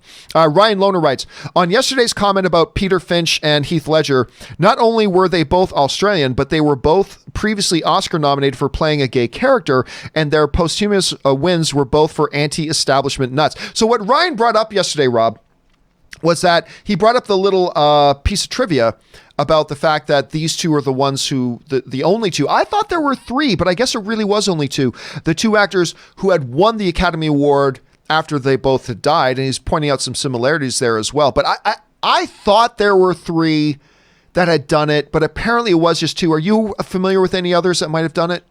No, but I brought up Network, and then one of our viewers brought up Peter Finch and Network yesterday. We mentioned Network twice, one of my favorite 70s movies. Who would have thunk, John? Who would have thunk? But I don't know. I love Network. It's so good. Okay, back over to my favorite username, which is John Campea. It's my girlfriend's hall pass writes. When I sent it, I didn't realize the Yoda's age question was already answered in a companion video. My bad. Which brings up, why is canon so important when it comes to Star Wars fans, as opposed to any other franchise? Why are we so pathetic and petty? Oh, I don't think wanting canon, wanting consistency of story in that world is either pathetic or petty. Nope. I think it's a standard that we hold it to. Because for decades and decades and decades, we have been watching Star Wars. And so when you want to come out with new Star Wars material, we want it to be consistent with what the Star Wars world is. I think when you get something like comic book movies, Rob, there's a looser expectation of canon because the comics themselves over the years have constantly changed what their stories are. The comics themselves have constantly changed what is real and what isn't. And so comic book movies have more of a, even the MCU to a degree, which has not been completely consistent with itself, has had a little bit of an episodic feel to it. Whereas Star Wars, we've just known it forever. And so canon becomes a little bit more important. But we see Lucasfilm getting looser and looser with their idea of canon. And maybe that's fine. I don't know. But how do you see there being a difference between those two different types of genres of films? Yeah. I mean, dude, I'm a canonista. Because one of the, or as I heard once, Larry Nemeczek, who wrote the Next Generation Companion, called it being a backgrounder. If you're a backgrounder or a canonista, you're somebody that likes and follows the world or the universe in which our franchises take place in. And that's always very appealing. And when you have Star Wars, the first Star Wars did such a great job of setting out questions like you heard about the Clone Wars, you heard about what a lightsaber is, you heard about Jedi Knights, you heard about all of these things that weren't entirely explained. And as you move through the Star Wars universe, we've learned a lot more about those things, and those become part of the enjoyment of the whole franchise. And then when your understanding is just subverted out of the blue, you're like, wait a minute, what? That's not what's already been established. And the fictional universes we immerse ourselves in should have rules. Just like any film, any supernatural, science fiction, fantasy, and horror movies, more than any other kinds of movies, have to have rules. Otherwise, their fantastical natures become meaningless because they have no boundaries. And so in order to tell a great story that feels real, you have to understand the fantastical. Otherwise, the story becomes meaningless because if anything can happen and is not constrained by fictional rules, then it's not as much fun to watch. So I think canon is important in Star Wars as much as it is in the MCU, but the MCU is using comic book canon and changing it around and creating its own canon within the movies that, yes, it might have been a little inconsistent, but they try and keep it consistent so we can understand, like Iron Man's armor. As you've always pointed out, it's gotten a little too magical lately, and maybe that reduces the enjoyment. Nanotech. Yeah, and that's, I understand, but you still buy into the nanotech they still have to pull it back. But I think canon is incredibly important to long-running franchises. All right, and we got time for one more while we've got Robert here because he's got other things he needs to do today. But Canada Rocks writes, John, actually, there have been a total of 16 posthumous Oscar winners. Really? Only 2 in acting, Finch and Ledger. In fact, one person has won 2 posthumous Oscars. William A. Horning won Best Art Direction for Gigi in 1958 and Ben-Hur in 1959. Wow. That is some fabulous trivia there, Canada Rocks. I love that. I wasn't aware of that. That 16? That's how. Now, I love the Oscars, and I was not aware of that. That is some fabulous hardcore trivia there, there. Were you familiar about that one, Rob? No, but that is awesome. I love that kind of trivia. I mean, I guess we can assume that because, how many Oscars get given out every year? Maybe 30 Oscars get given out every year. Over 50 years, that's 150 Oscars. So I guess the odds are that some people would have died the year before they came out. I guess that makes sense. That's some excellent trivia there, Canada Rocks. Well done. All right. Anyway, guys, that's all our time for Robert Meyer Burnett because he's got some stuff he needs to do. But Robert, thank you so much for being here. And of course, we still got about a half hour or so, guys, to get through some more live questions. So hang tight. But Rob, we're going to say goodbye to you now. Thanks so much for being here again, guy. And where can people follow your adventures online? You can find me on Twitter at BurnettRM. Find me on Instagram at Robert Meyer Burnett, or of course on my own YouTube show, Robservations, on the Burnettwork at YouTube. Which is, of course, the show about something. That's what you call it, right? Something. That's what I call it. The show about something. So, Guy, thanks a lot for being here, Rob, and we will look forward to seeing you again on Friday, yes? Yes, sir. I will be here on Friday. All right, good to have you, man. We'll talk to you soon. Thanks a lot. All right, guys, with Robert checking out now, it's time for us to continue on taking your live questions. So let's jump right back over to it and keep on rolling. The next one up comes to us from, I almost skipped over Willow's question. Willow writes, Linkin Park was my favorite band in high school. There's a lot to like. I liked Linkin Park. Their songs are the best parts of Michael Bay's Transformers. I love their music in the Transformers movies. You almost got me. You almost got me, Willow. You almost got me, because I've got a Google Home in my office, and I swear, if I say too loud, hey, Google, it instantly starts responding and starts talking to me. You almost got me, Willow. You almost got me. But yeah, I love their music and the Transformers stuff. I really do. Actually, now that Rob's gone, I guess I can take off the headphones. Give me a second here. It's a little bit more comfortable. God, again, thank you, JBL, for these headphones. These are amazing. I love these things. All right, let's keep right on rocking and rolling here. Next one up is, we already did Canada Rocks. So the next one will come to us from Austin, who writes, greetings from Kansas City. I love Kansas City. You know, I worked with AMC for a while. Their head offices are out there. I loved my trips out there. I really, really like that town. Anyway, greetings from Kansas City. So I'm making it a goal to see literally every single film that plays in a theater this year. It's not possible. Just so you know, it's not possible. Because there's literally going to be about 500 of them. If you count limited release, there's literally going to be about 500. So that's a good goal, but whatever. Am I crazy for attempting this? I have a list, so why not, right? Over under 40%. I give up by mid-February. That's when I quit last year. I'll go under 40. I think you can make it past mid-February, but it's just that so many films come out. So many films come out. I think you're going to find that it just might be a little bit of a thing. But hey, it's an ambitious goal, my friend. It's an ambitious goal.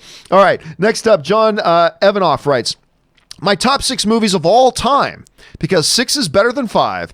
6, 4 Lions. Number 5, Avengers, the first one. Number 4, Batman, Mask of the Phantasm. Really, I like Mask of the Phantasm. One of the very few Marvel or DC animated things that I actually really quite like. Number 3, Hateful 82. Or no, Hateful Eight. Hateful 82. Hateful Eight.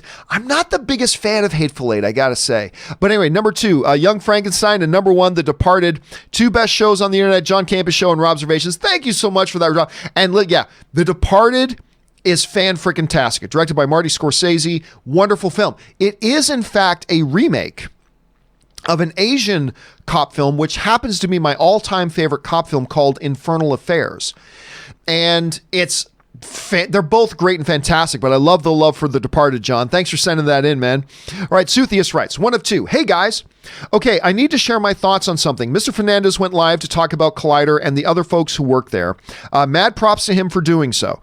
I joined the live stream, and man, so much bashing. I don't think it is warranted. At the end of the day, it's a business, and as an owner, you need to make changes for your company. I'm sure a lot of folks who were bashing have never been in those shoes. I myself am sad to see those shows are no more, but I'm also understanding, and I wish more were.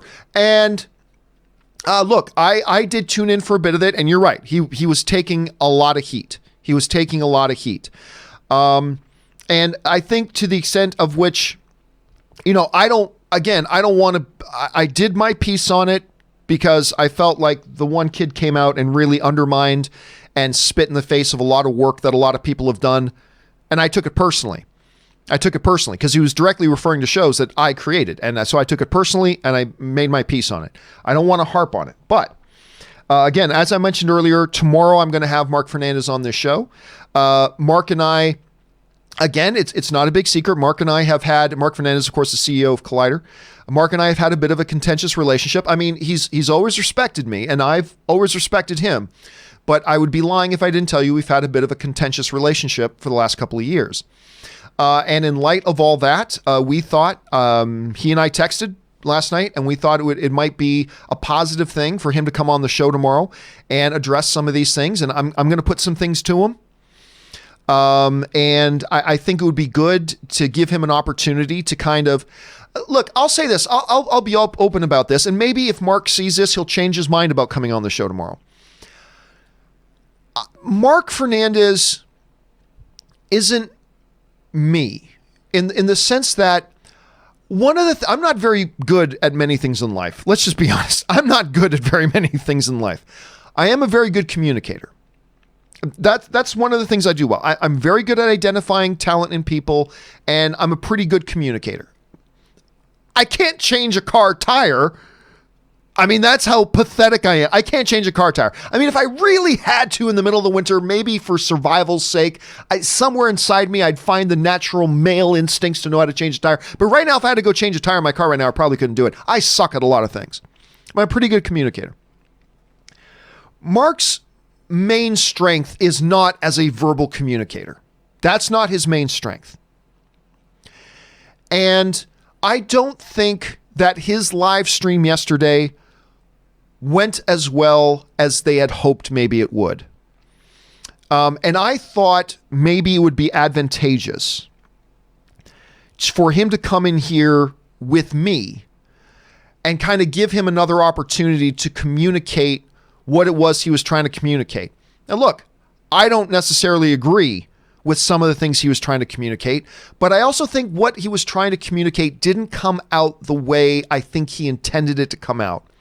And I honestly thought it might be a positive thing to give him the opportunity to come in here. Look, it doesn't mean you need to like that some of the moves they made. It doesn't mean any of that, but I just thought it would be a positive thing to allow him. Now, I'm gonna put some things to him. I'm going to tell him what I think about a couple of things, but I think that will be positive and constructive for the community. And because you're right, he took a lot of heat yesterday. He did. And I'm not saying it was fair. I'm not saying it was unfair, but I just thought it would be a good idea to give him an opportunity to communicate what I think it was he was trying to communicate, but quite frankly, wasn't doing a very good job of communicating. And I think that's fair of me to say. And I don't know, maybe somebody shows Mark what I'm saying right now and he changes his mind about coming on, but I think that's fair. So we'll have to just wait and see how that goes, Suthius. All right, next up, Drew Larson writes, John, I know you hate the Transformers sequels, but personally I kind of like them, especially Dark Night of the Moon, or Dark Side of the Moon, or was it Dark Side of the Moon or Dark of the Moon? I can't remember. Whose final hour, aka the Battle of Chicago, was just awesome. To you and Rob, what are your opinions on the battle itself, not the movie? Well, I'll tell you who else really liked the Chicago battle. John Schnepp loved the Chicago battle. Now, he's a little biased because I believe he lived for a period of time in Chicago, so he was a little bit biased. Look, one of the things you can't take away from the Transformers movies is that they were visually bombastic, man. Visually, they were really cool. But see, to me, and I've said this a lot, some of you can say this along with me, action without narrative purpose is visual noise. Say it with me. Action without narrative purpose is just visual noise. And while a lot of the action is fantastic in Transformers, a lot of it made no sense and had no narrative purpose, right? Like I remember I was so excited about Grimlock. Grimlock. That sounded more like Grover and Cookie Monster having sex on the couch. That didn't sound like Grimlock at all. That was terrible. That was a terrible Grimlock. Anyway, Grimlock, I was so excited about Grimlock.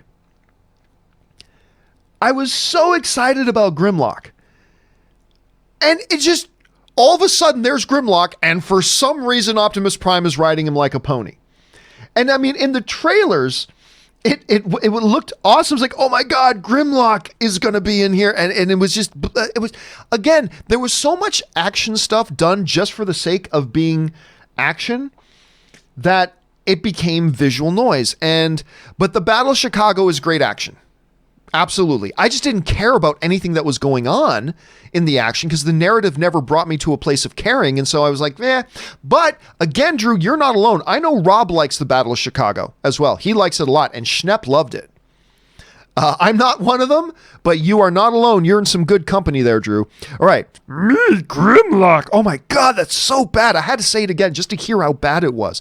Anyway, Kenneth Colton writes, Hey, Gio and Rob. John, you mentioned in reply to my X-Men question that the first X-Men movie paved the way, but what about the original Blade? It was groundbreaking in so many ways, plus an amazing cast. Hey, listen, that debate has been brought up a lot, but here's the thing. Yes, Blade, which by the way came out before the first X-Men film, Blade was great. Did it break new ground? I don't think it did. I think it's great. I love the first Blade. I really do. Did it really break a lot of ground? I don't know that it did, but here's the thing. When I got to bring up his name now because I forgot his name yesterday. Let me bring it up here. I remember, first of all, a number of big Hollywood producers, particularly ones. Hold on a second.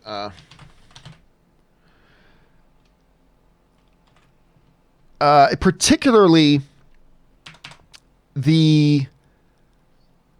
I gotta find this. Okay, here we go. Full cast and crew. I got it because I want to get the producers' names right here. If I can actually find it. Where's the producers?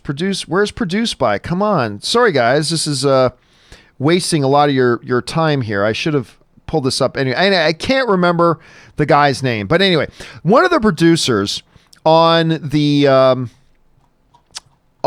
Dark Knight movies, for examples. There we go. Produced by, who was it? Charles Roven. That's who it was. Thank God I finally found it. Charles Roven, one of the producers on the Dark Knight series. I remember him talking specifically about X-Men. And I've heard other producers and directors say this as well. I mean, yes, there was Blade and there were some couple of other comic book movies before it, but it was that X-Men film. It was seeing that X-Men film that made the studios, the producers, all these guys, it was that movie that made them all stand up and go, wait a minute. You can do a comic book movie like this and people will go out and watch it and enjoy it. And you can make it kind of true to the comic and kind of be kind of gritty and a little bit more in our real world and not so cartoony. And because remember that first X-Men movie, it's got the best opening scene in the history of any comic book movie ever. That whole concentration camp scene where a young Magneto is being separated from his parents in a German Nazi concentration camp, and he reaches out with his power and the steel bends and the rage and the pain and the cinematography of that scene is so freaking brilliant. So freaking brilliant that it made producers like Charles Roven and others go, oh, wait a minute. This changes everything. This changes everything. And it changed the way Hollywood looked and producers looked and directors looked at what you could do with comic book movies. And it ushered in, and that's why, to me, because of things that the producers and studio heads will say, it's because that X-Men film, you like the MCU, thank Fox and that X-Men film. You like the DCEU, you better thank Fox and that X-Men film, because that X-Men film was the movie that opened the door for all of it. And I think this entire new era, this golden age of comic book movies that we're living in is very much thanks to that X-Men film. Anyway, thanks for writing that in, Kenneth. All right, Kenneth also writes, super chatting for Jeff Castillo. He asks, I just started watching Mandalorian, and when the stormtroopers hit Baby Yoda, is that child abuse or elder abuse? That's right, because Baby Yoda is 50 years old. That's a very good question. A lot of people were very uncomfortable, by the way. There's a scene where a stormtrooper punches Baby Yoda, right? You don't see it because he's in a sack, but he's punching Baby Yoda, and that made some people very uncomfortable. I'm like, okay, I get it, but it's supposed to make you uncomfortable. It's a stormtrooper. An evil agent of the evil empire of days gone by. And now clearly some kind of mercenary. They're bad people. These stormtroopers are bad people doing a bad thing. So I know some people were uncomfortable with it. We were supposed to be uncomfortable with it. So that later, when IG-11 shows up, you don't feel sorry for that stormtrooper at all. I feel like Taika Waititi wanted to make sure when IG-11 shows up and does horrible, horrible things to these stormtroopers, He wanted to make sure we felt like, yeah, you had that coming. Kind of like the same way why they showed us the bad guys killing John Wick's puppy, so that when John Wick started unleashing holy hell on everybody and started murdering everybody, we all went, yep, that's right, you had that coming. So I think that was kind of part of it. All right, Taki75 writes, my top 10 of the 90s. Number 10, Contact. Love Contact. Number 9, The Lion King. Obviously, greatest animated film of all time, in my opinion. Number 8, Lady Bird. I'm the only one in the world that didn't like that movie.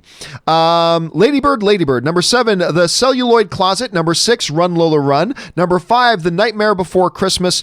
Number 4, Silence of the Lambs. Number 3, Goodfellas. Number 2, Titanic. Number 1, The Hairdresser's Husband. You know what? I gotta admit here, Taki, I'm not familiar with The Hairdresser's Husband.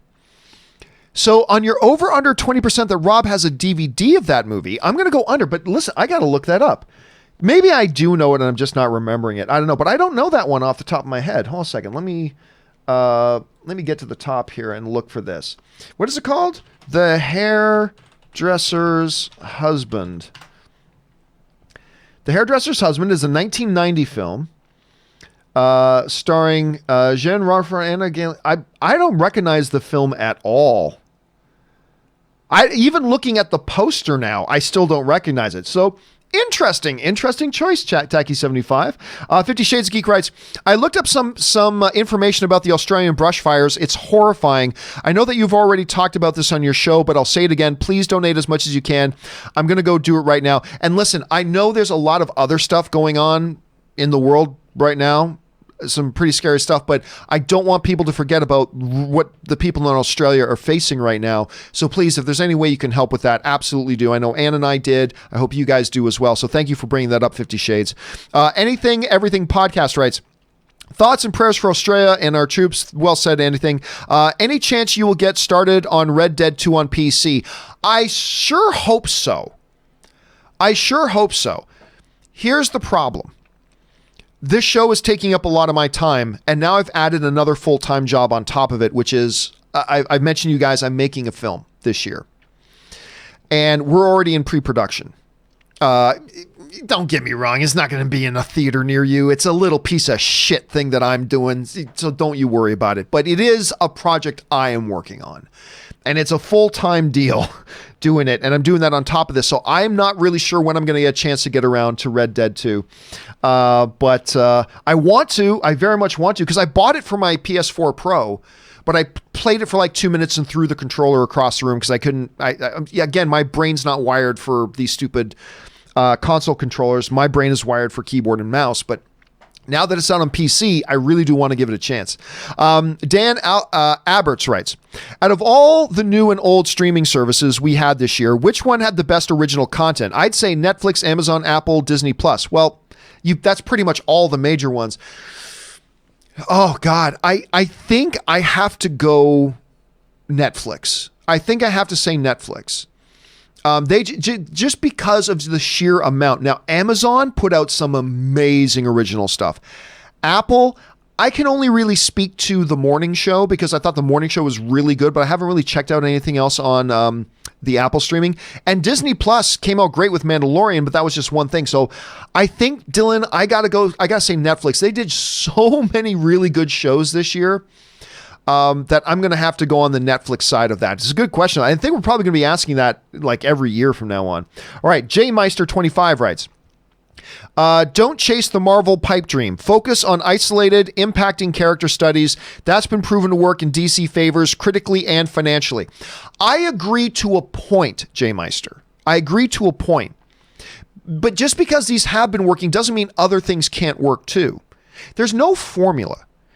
A formula doesn't make your movie work or not work. Execution makes your films work or not work.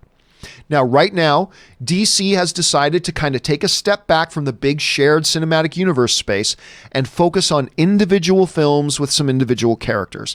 And that's working for them. That's working for them real well. But that doesn't mean that later on they can't do a Wonder Woman, Aquaman, and Flash crossover.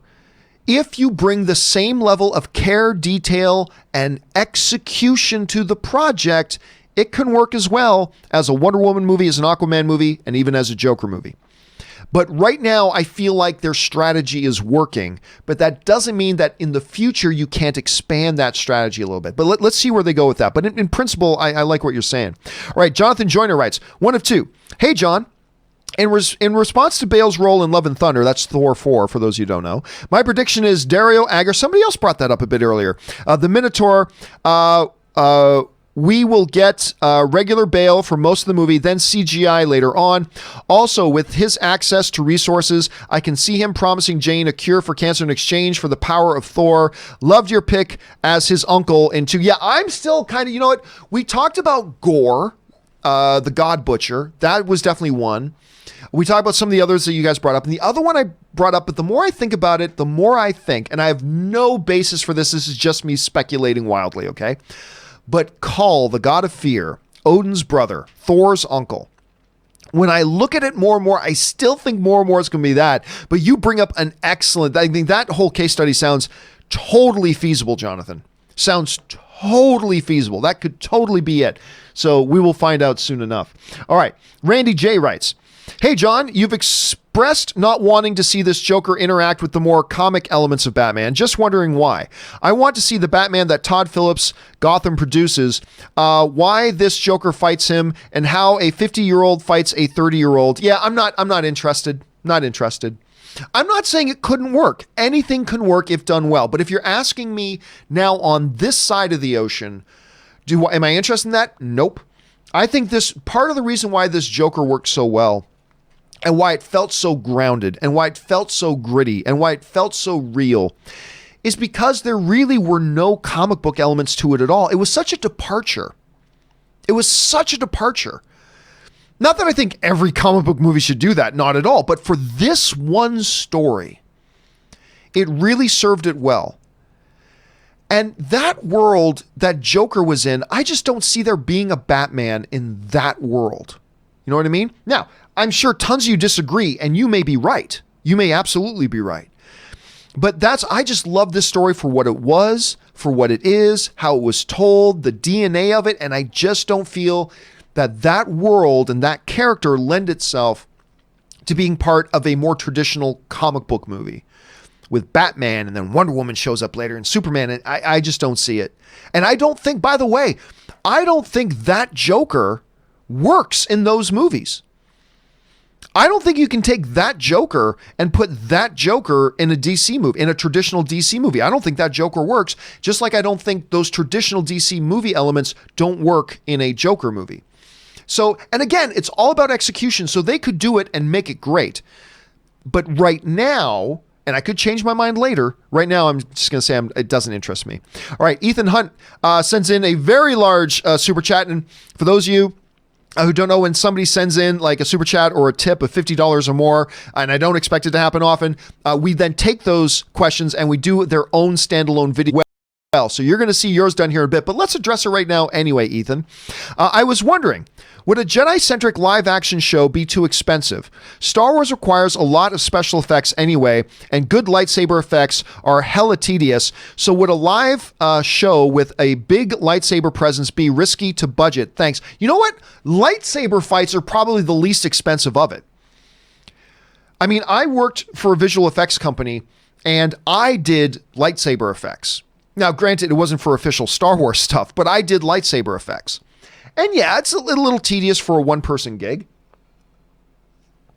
But honestly, it's a lot less tedious and a lot less difficult than many, many other things that you could have in a Star Wars-centric show. So honestly, yeah, you can. You absolutely can. But it depends on how much you want to see the Jedi doing and what sorts of powers do they have and all that kind of stuff. But if it just comes down to pure lightsaber stuff, dude, that's, from a visual effects point of view, that's the least of their worries. Visual effects, lightsaber stuff, lightsaber visual effects particularly, are the least of their worries, so that's not something they need to worry about. But thanks for sending that in, and keep your eyes open for when we get around to doing your own standalone video on that as well, Ethan. Thanks for sending that in, brother. All right, George writes, When you brought up mailbag yesterday, it reminded me of my favorite team. That was Campea and Wendy. That was Wendy Lee. After she read the question and you answered it, she always had the perfect follow-up question that I think the person writing it would have had. I miss that team. And I am so glad you mentioned that, George. And Wendy was great at that, by the way. Wendy was great at that. I'm glad you mentioned that because I used to do mailbag. Back in the AMC days, I would do mailbag a lot of times by myself. So I wouldn't have to, and I wouldn't do it in studio. I would just do it in front of my own computer. So there was no production expense. It didn't take up our resources in the studio, and I would just do mailbag. But what I started doing, and it started with Ashley Mova, and Ashley Mova was really good at this too. I sat down, I talked with Ashley. I said, here's what I want you to do, Ashley. I want you to take on the role, not just of a host, but of an interviewer. So you ask the question, and as I'm answering the question, what I want you to do is think like one of the audience members hearing me answer the question. And what I want you to do is think up of a follow-up question that you think an average viewer at home might be thinking to themselves. Like if I answer, well, thank you for the question, blah, blah, blah, blah, blah, blah, blah. If that brings up another question, or maybe if I wasn't clear on something, what I would tell Ashley is ask a follow-up question, ask a secondary question to that to make it feel a little bit more like an interview, right?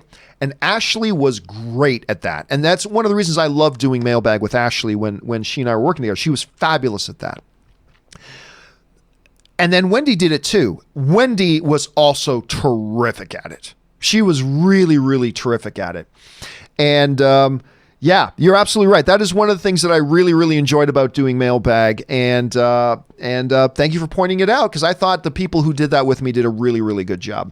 So thanks for mentioning that. All right. Next up, Dick Carabast writes, Star Wars prequel trilogy or sequel trilogy preference? Again, somebody asked that earlier. My preference is always to move forward.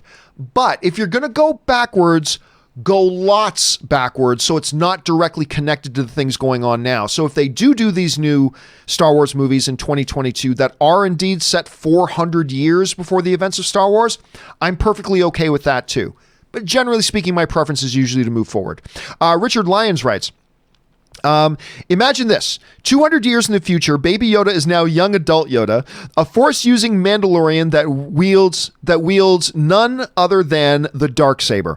He travels the galaxy helping those in need, in memory of his father, Din Djarin, or of course the Mandalorian. Small, yes. Badass, F yes. The problem is that doesn't really fit with canon. But as was brought up a little bit earlier, Richard, they don't seem to be all that concerned with canon right now. Sticking to canon doesn't seem to be their number one concern right now. And maybe that's okay. What did Rob call himself? A canonista? I agree with Rob. I am also a canonista. I like, in Star Wars, canon being canon. Stick to it. To do something like this would really have to breach canon. But maybe that's just where Lucasfilm is at right now. Maybe they're just okay right now with breaking canon, to tell a good story. Maybe that's a good thing to do. It could be pretty badass, though. All right.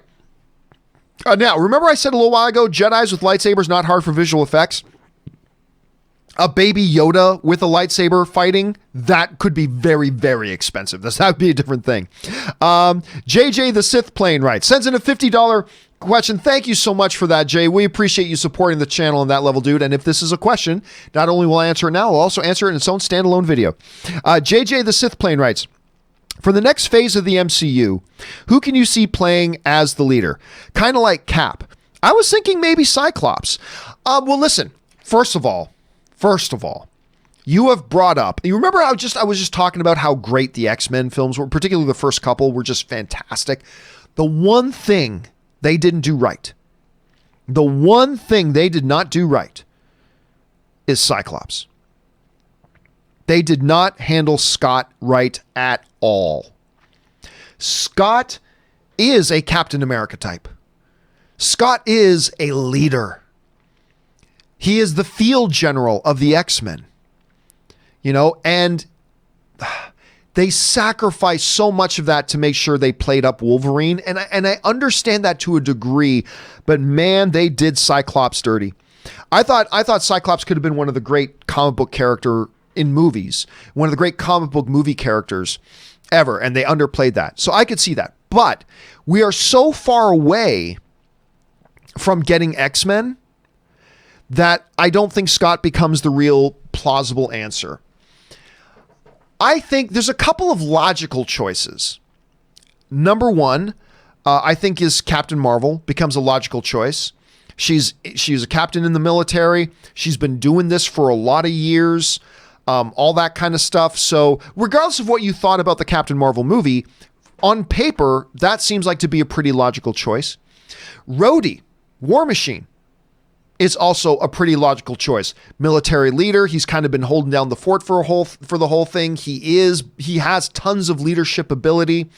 Rhodey becomes a possible leader for that. I think another logical guy is Doctor Strange.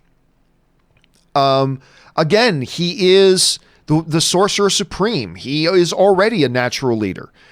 So I think that comes into play too. So I think those are some of the options we're looking at, JJ. I think those are some of the options that we're looking at. Anyway, thank you for sending that in. And again, I know we just answered it, but keep your eyes open. We're going to make your own standalone video for that over the coming days as well. So keep an eye open for that on the channel.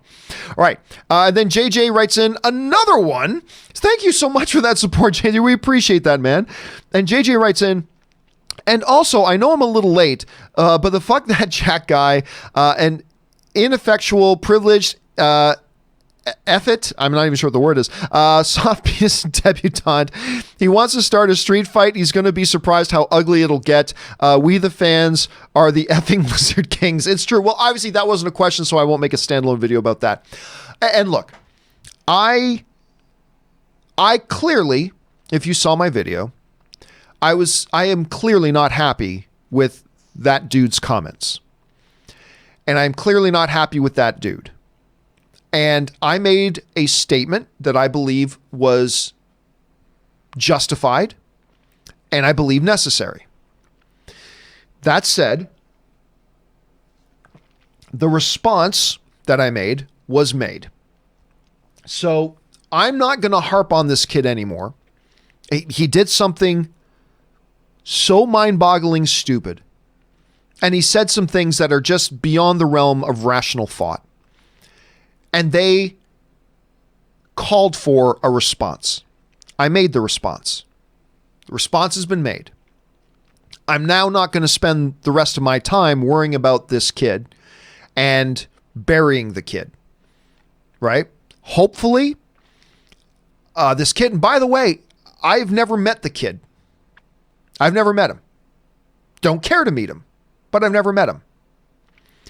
But hopefully, the kid takes this as a life lesson and moves forward, learns some lessons, and acts appropriately moving forward. So I'm not going to continue. I know everybody wants to see me. I know.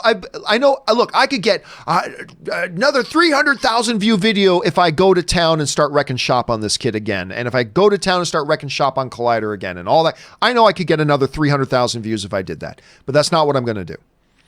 He said something stupid, required a response. I gave it the response. Now, if this kid comes out and does and says something stupid again, I'll go to town on him again. But if he doesn't, as far as I'm concerned, the issue's now closed.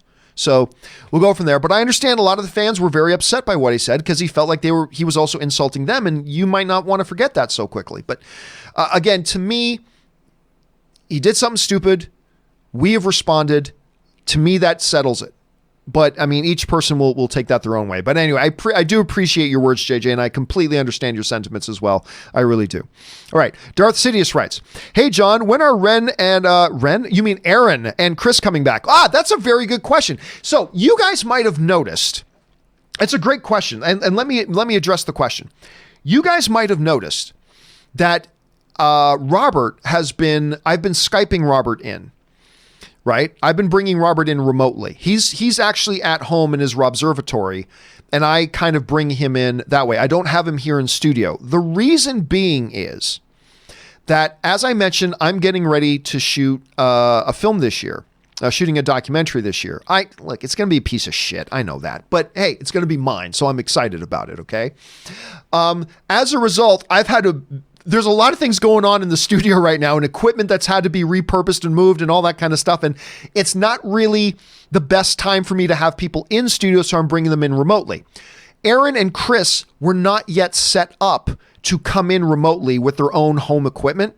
So actually, it's funny that you asked, because Aaron and Chris are coming to my place later today, and I'm going to be teaching them how to set up everything properly at their own houses so that I can begin bringing them in via Skype as well. So you can expect to see Aaron and Chris back on next Thursday. Not tomorrow, because tomorrow I'm having Mark Fernandez from Collider in tomorrow, but next Thursday, I'm going to have Aaron and Chris in. So that's hopefully, if everything goes right today, as I teach them how to use all this stuff, hopefully next Thursday is when you're going to see them back on the show, but they're going to be coming in remotely as well. So thank you for asking. I hope that answers that. Okay, let's see. Christopher Chow writes, "Hey John, should Disney go back to making animated princess movies again like they did in the old days? Frozen 2 says hi." I was about to say, what are you talking about? Frozen 2. Because I was reading your question before I saw you wrote Frozen 2. I'm like, what do you mean going back to making Disney animated princess movies? Frozen 2 is in theaters right now. Just made $1.3 billion. They're still doing it. You can make an argument. No, not just an argument. Moana was a Disney princess movie. She was the princess of her island. Moana is a princess movie. Was a big success. God, I love that movie. Moana is you're welcome. That movie is so good. I love Moana. And you want to know a secret? I'm going to tell you a secret. I don't care. I'll tell you right now. I'm secure enough in my overwhelming Italian masculinity to tell you this. You know what one of the songs on my it doesn't come up every day, but at least once a week. You know what one of the songs on my playlist is in my car? When I'm in my car driving, I got my playlist on. You know what's one of the songs I listen to? Song from Moana. There's a line where the sky meets the sea and it calls me, and no one knows how far it goes. I love that song. I love it. Little girl singing a song of Moana. I listen to it in my car on my rotation. I don't care what you think. I don't care if you think that disqualifies me from my man card. I love that song.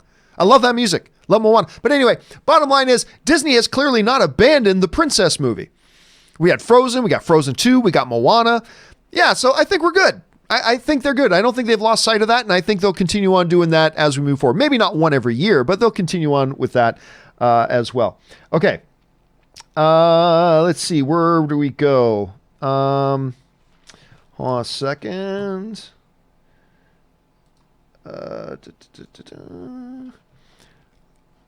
Okay. Where are we at? Where did the next one go? Ali Hussein. There we are. Ali Hussein writes, "Hey, John, love the show. Thank you so much, Ali. The Captain Marvel and Thor scene is true. When Thor walks to Captain Marvel and she turns around, I hear whispers saying, 'I have telepathy.' I hear that on my streaming service in my country." Again, it's been confirmed that it's not. They've confirmed that it's not. Somebody sent me the article on Deadline that they confirmed that that's not in there.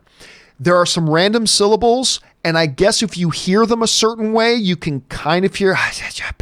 I don't want, but people are translating that in their brains to "I have telepathy," but Deadline actually confirmed that it's not. It's just something that you're hearing. It was random. It's a bunch of different audio cues that are happening that made somebody hear that, but it is actually not in the movie. So I'm glad, because I was starting thinking, am I crazy here? Because I listened to it like 50 times. Like it's not there. It doesn't say that. I don't hear it. But I kept on having some of you guys writing in saying, I heard it. I mean, so there you go. So I'm like, am I on crazy pills? Am I pulling a Mugatu here? Am I on crazy pills? But then, yeah, apparently Deadline confirmed that that's not actually there. Maybe something is in there that makes it sound like that's being said, but it's not there. Okay, anyway. Ali Hussein writes, I recommend Haley Quinn. You probably meant Harley Quinn. I recommend Harley Quinn TV show if you enjoy shows like Archer and Family Guy.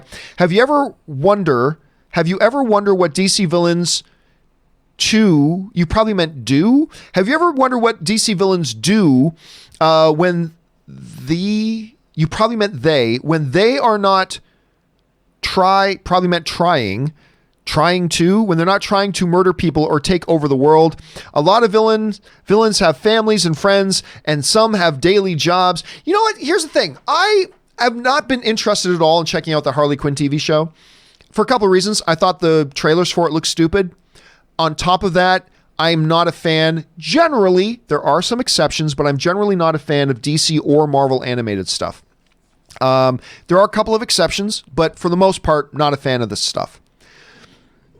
But listen, Allie, your voice is now joining the choir. I've had a number of people writing into me telling me that show's actually pretty good.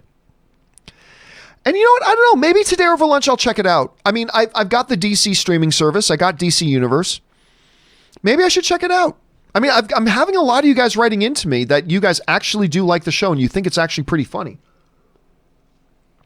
So maybe I'll just have to bite the bullet and check it out. Because you are one of many, Allie, telling me that's actually pretty good. So maybe that tips the scale. Maybe I should do it. All right, 50 Shades of Geek writes, just by you describing the Karate Guy episode on Barry made me giggle. I rewatched the episode and I couldn't stop laughing. One of the best episodes of comedy television in years. That episode of Barry, I can't remember what episode it is. Is it episode 7? I can't remember. But the one with the martial artist, one of the best episodes of comedy television I have seen in years. It's absolutely amazing, and I'm glad that you enjoyed it. I'm glad you had a chance to watch it. And by the way, just in case people are watching this, any of you guys in the chat right now, if you know specifically which episode it was in season 2, maybe you can throw that into the chat so other people know where they can go and reference it. I can't remember the specific episode number off the top of my head, but if you guys know the episode, throw that into the live chat so people can go and see it. Because even if you've never watched Barry, even if you've never seen the show, you can just go and pop that on. If you know the basic premise, Barry is a hitman who's trying to not be a hitman anymore because he wants to be an actor. I mean, what a great premise. Some people, Mark Hansen is saying in the live chat that he thinks it's episode 5. Anyway, throw that in. It's absolutely, you don't even have to watch the show to really appreciate it. So anyway, there's that. Apparently, where am I? Did I miss something? There's the Disney, there's Ali Hussein. That was Wicker Man. I thought 50 Shades asked, sorry. 50 Shades of Geek. I kind of missed one. 50 Shades of Geek writes, over under 40% Deadpool makes a Pokemon / Pikachu reference in the next Deadpool. It all depends on the approach that Disney takes, because that wasn't a Disney film. But then again, he made references to DC movies, so I'll go over 40% on 50 Shades. I will actually go over 40% on that.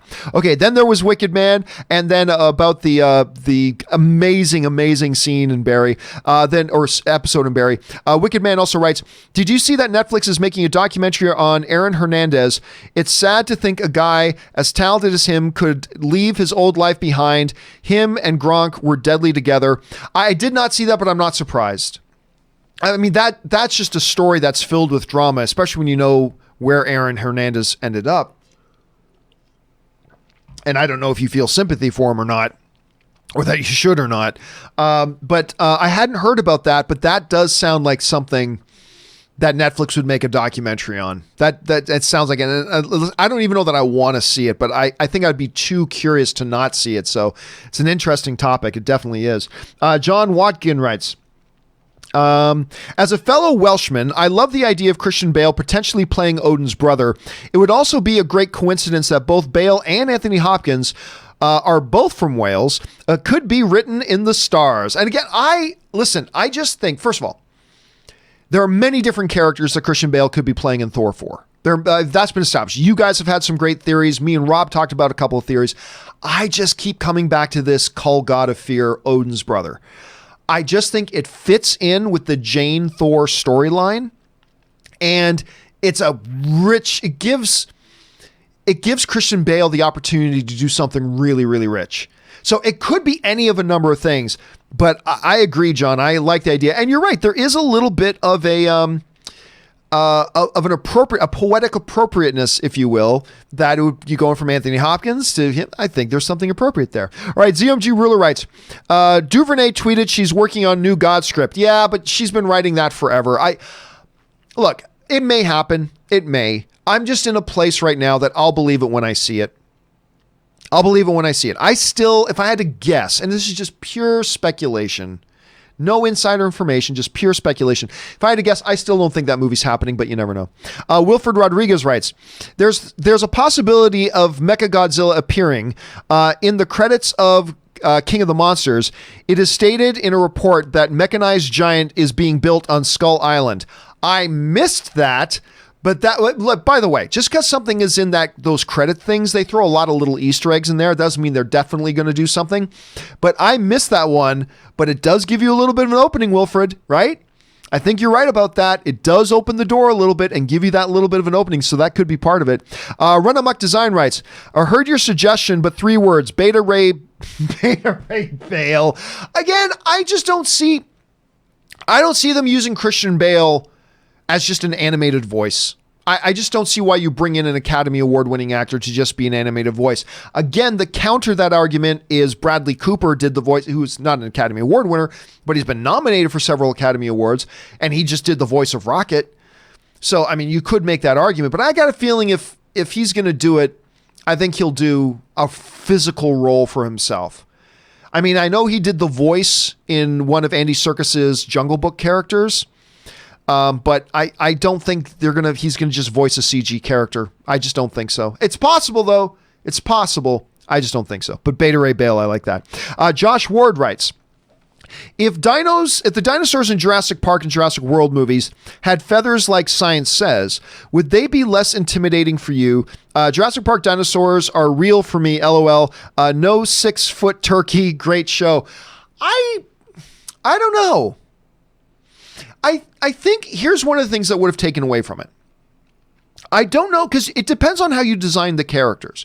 If you design these dinosaur characters with feathers, it all depends on the design. You can still make them incredibly terrifying. What you would have lost, though, is that a part of the appeal of Jurassic World is us seeing what we've always envisioned in our heads on the big screen for the first time. I mean, in a real photorealistic sort of way. And to really give us that moment of, wow, it had to be the picture we've had in our heads actually physically put on screen. And the way we've always thought about dinosaurs and things like that are kind of the physical representations that we see in those movies. And so on that level, I think it needed to be that, or else we would have lost some of that wow factor. Because while it still would have probably looked great, it wouldn't have been our imaginations coming to life on the big screen. And that's where the big wow comes from, right? Because when Dr. Grant stands up in the Jeep and goes, I mean, when he's doing that, we have to feel what he's feeling. And if it's a bunch of creatures that don't look like what we've always imagined, then maybe we don't have that same reaction. So could they have still been terrifying? Absolutely. But would it have lost a little something? I think it would have lost a little bit of something. So there's that.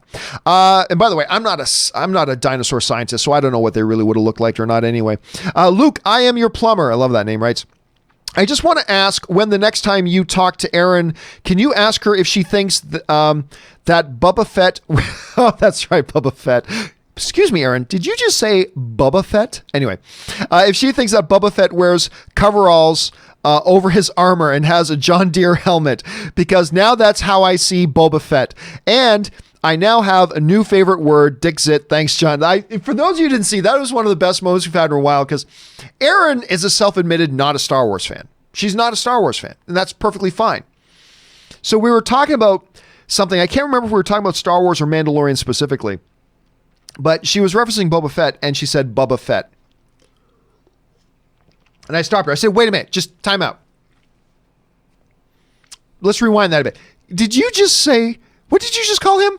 Boba Fett? Did you just say Boba Fett? Because you're right. I can see him rocking back and forth on a chair in a swamp somewhere going, you lost, boy. I could totally, yeah, you're right. There is that. Thanks.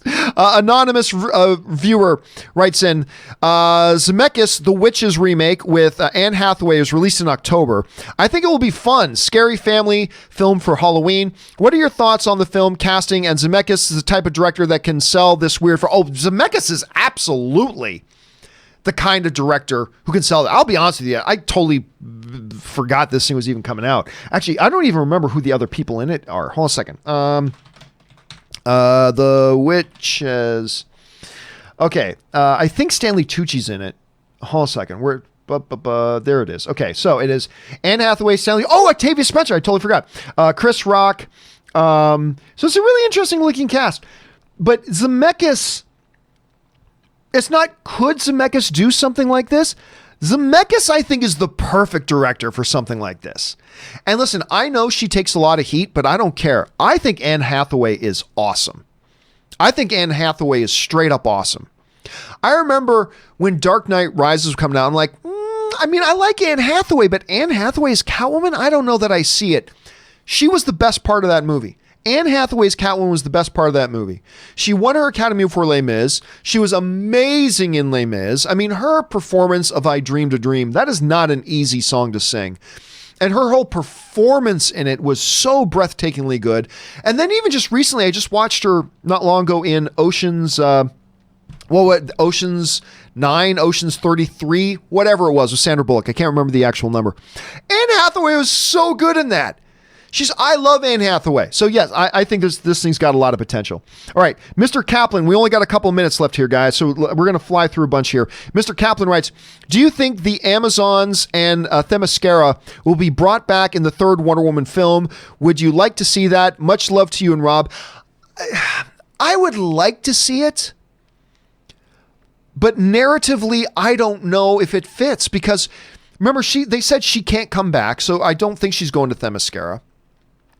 And unless there's a reason to show Themyscira, I don't know. So I loved what they set up with Themyscira in the first Wonder Woman movie and then how they use it in Justice League. So I would like to, but I don't know that they will.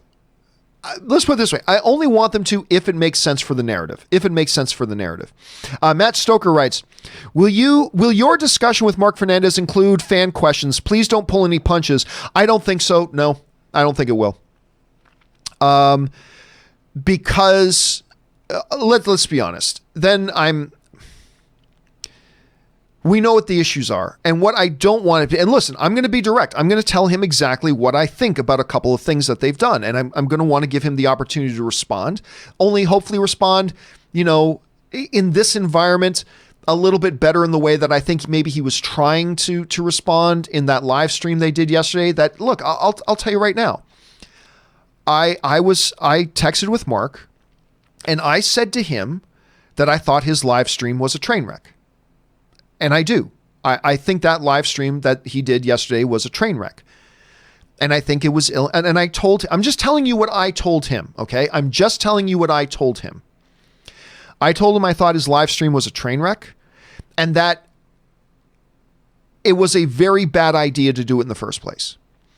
That said, and I'll tell you straight up, I also told him, and I believe this is true, I thought that was very gutsy of him. Look, he knows everybody's mad at Collider right now. He knows that everybody's mad at this Jack kid. He knows everybody was really mad and riled up right now. And even though he knew everybody was really mad and riled up, he got in front of the firing line and he took it. Maybe not deservingly, maybe deservingly. But not everybody, when he knows everybody's pissed off at his company, would get up and stand in front of the firing line and take fire. And he did. And regardless of what you think of anything else, regardless of what you think or I think of anything else, I think you got to tip your cap to that. Let's criticize where it deserves to be criticized, but let's also tip our cap to the fact that the very fact that he was willing to get up and stand in front of the firing squad and take the shots. Not everybody would do that. I still don't think it was a good idea for him to do it. I thought the live stream was a train wreck. I do. I think that was a train wreck of a live stream. But we'll see. So no, I'm not going to pull any punches. I'm going to be completely honest with him, but I also want to give him the opportunity. I think it's only fair to give him the opportunity to kind of express what I feel like he was trying to express on that live stream, but just wasn't doing a really good job of it. And I think that's only fair. And but no, I will not be taking fan questions because let's be honest, that wouldn't be constructive. Let's just be honest, that wouldn't be constructive. And I think that wouldn't be constructive. I think it would be a lot of fun, but I don't think it would be constructive and probably not fair. He already stood in front of the firing line yesterday. I'm not going to put him in front of a firing line again. I'm enough of a firing line by myself. So I want to be fair, right? I want to be fair. I want to take the hotness out of it. I want to take the feeling that temperatures are boiling. I want to take all that out of it and just be fair. And being fair means I'm going to tell him, we're going to talk about some things. I'm going to tell him where I think they did things wrong. That's going to be fair, but I think we need to take a lot of the boiling tempers out of it. And I think just taking in live questions would probably be counterproductive. And you may disagree. But I think taking live viewer questions would be counterproductive. I really do. And I think you guys will agree. So here's how tomorrow's show is going to go. We're going to start off, instead of the first part of the show, which we normally just do our news topics, the first part of the show is just going to be me talking to Mark Fernandez. That's going to be the first part of the show. Then when we're done, we're going to take our 4-minute break. And then when we come back from our break, I'll take live questions. But again, I am not going to put Robert in front of the firing. I keep saying Robert instead of Mark because I got Robert Meyer Burnett on the brain. But don't we all have Robert Meyer Burnett on the brain? Anyway, what I'm not doing here is I'm not going to do any gotcha journalism. I'm not going to ambush Mark. I'm not going to do any of that. I'm gonna let him know. Listen, we're going to talk about these things, and I told him in advance. These are the things I'm going to talk to you about when you come on, and he was like, I accept that. So, and I think I'm going to give him credit for that, but no, I'm not going to ambush him. All right. Zach Corvetti writes, who are your top 10 directors currently? Just so you know, I don't do top 10 list questions, top 10, top 5s. I would need several hours to sit down and really work out list stuff and stuff like that. Obviously, some of my favorite directors working right now are like Christopher Nolan. Listen, with Jojo Rabbit, Taika Waititi shot up really high for me on that as well. So there's a couple of them. And I still think the greatest filmmaker of all time is Steven Spielberg. So there's that. But just, Zachary, I don't take, what are your top 10 this? Or what are your I don't take those because I don't carry those lists around in my head, and I can't take the 35 minutes it would take for me to sit down and do a point-by-point list. But some of clearly the best ones out there. Spielberg, greatest of all time. Nolan is a guy that you always got to pay attention to when his things comes out. But I mean, with Jojo Rabbit, my understanding of what Taika Waititi is capable of as a director, I mean, I loved What We Do in the Shadows and I loved Thor Ragnarok, but then he just totally blew the doors off with what he's capable as a director of with Jojo Rabbit. So he shot way up there. I'm not saying he's number 1, 2, or 3, but he shot way up the list as well. So he's way up there too, Zachary. All right. Thanks for sending that in, man. All right, Mike C. writes, just the last couple of questions here, guys, and then we got to wrap it up, and I'll get around to the rest of the questions in a companion video a little bit later because I'm not going to a basketball game tonight. John Campea's Jumanji stats: strengths, deductive reasoning, compassion, breakdancing, breakdance fighting. Weaknesses: ketchup and eggs, being asked if X actor should play X role. Robert Meyer Burnett: strengths, filmmaking, comicology, the study of comics. Weaknesses: hot toys. Oh, dude, you are so right. So right. Hot toy. That's a clever thing, Mike. Well done. Kudos to you, sir, for putting that together. That's clever. Weaknesses: ketchup and eggs and being asked if X actors should play X role. Well done, sir. Well done. All right. Last two ones here, guys. 50 Shades of Geek writes, my old microphone stopped working, so I bought a new one. Do you recommend smashing my old one and leaving it on display as a warning to my new one? That, of course, is a reference to me smashing my old headphones when my show went to crap last week. And it almost did again today. And I still have the broken headphones over there. But thank you. Again, let me show these off. These JBL gorgeous babies. Oh my God, these things are just fantastic. And so the good folks over at JBL took pity on me. They heard me crying about it and they sent me some new headphones. So thank you for that. Yes. Leave the dead remains of your old microphone on display to be a warning to your new one. All right, last question today, guys, and then we'll address all the rest. Kinky Sphincter, Samir Tesfaye, and everybody else all the way out. Don't worry, we're going to answer your questions a little bit later today in another companion video that'll be put up later. But for now, we got to end off today's live stream with Nicholas O'Neill, who writes, which scene in Robert Pattinson's acting career is a good indication of what we might expect to see in Bruce Wayne Batman? Oh... Here's why that's a great question. Since his Twilight days, Robert Pattinson has been doing a ton of indie films, and a lot of them are so great. And we've gone ad nauseum here. I'm just going to pull up the full list here.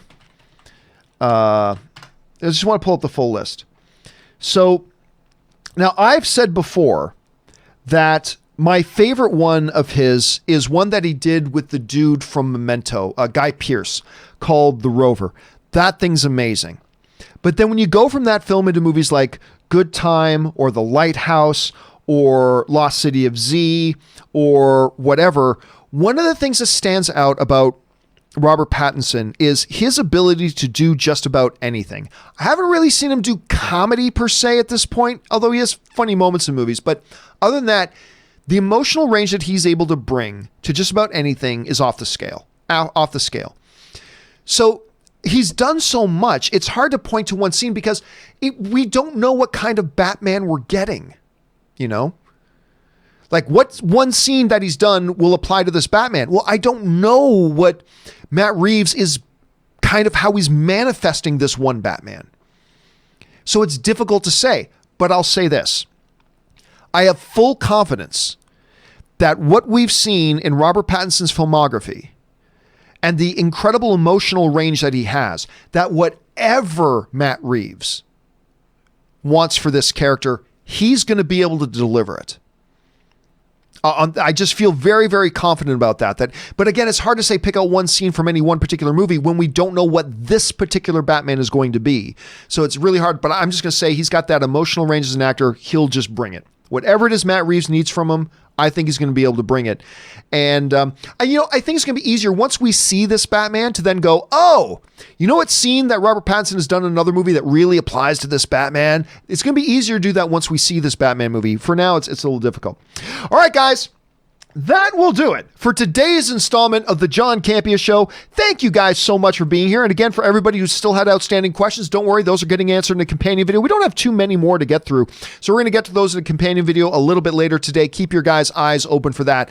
Again, thank you to Robert Meyer Burnett for being here, being such an awesome guest as he is every day.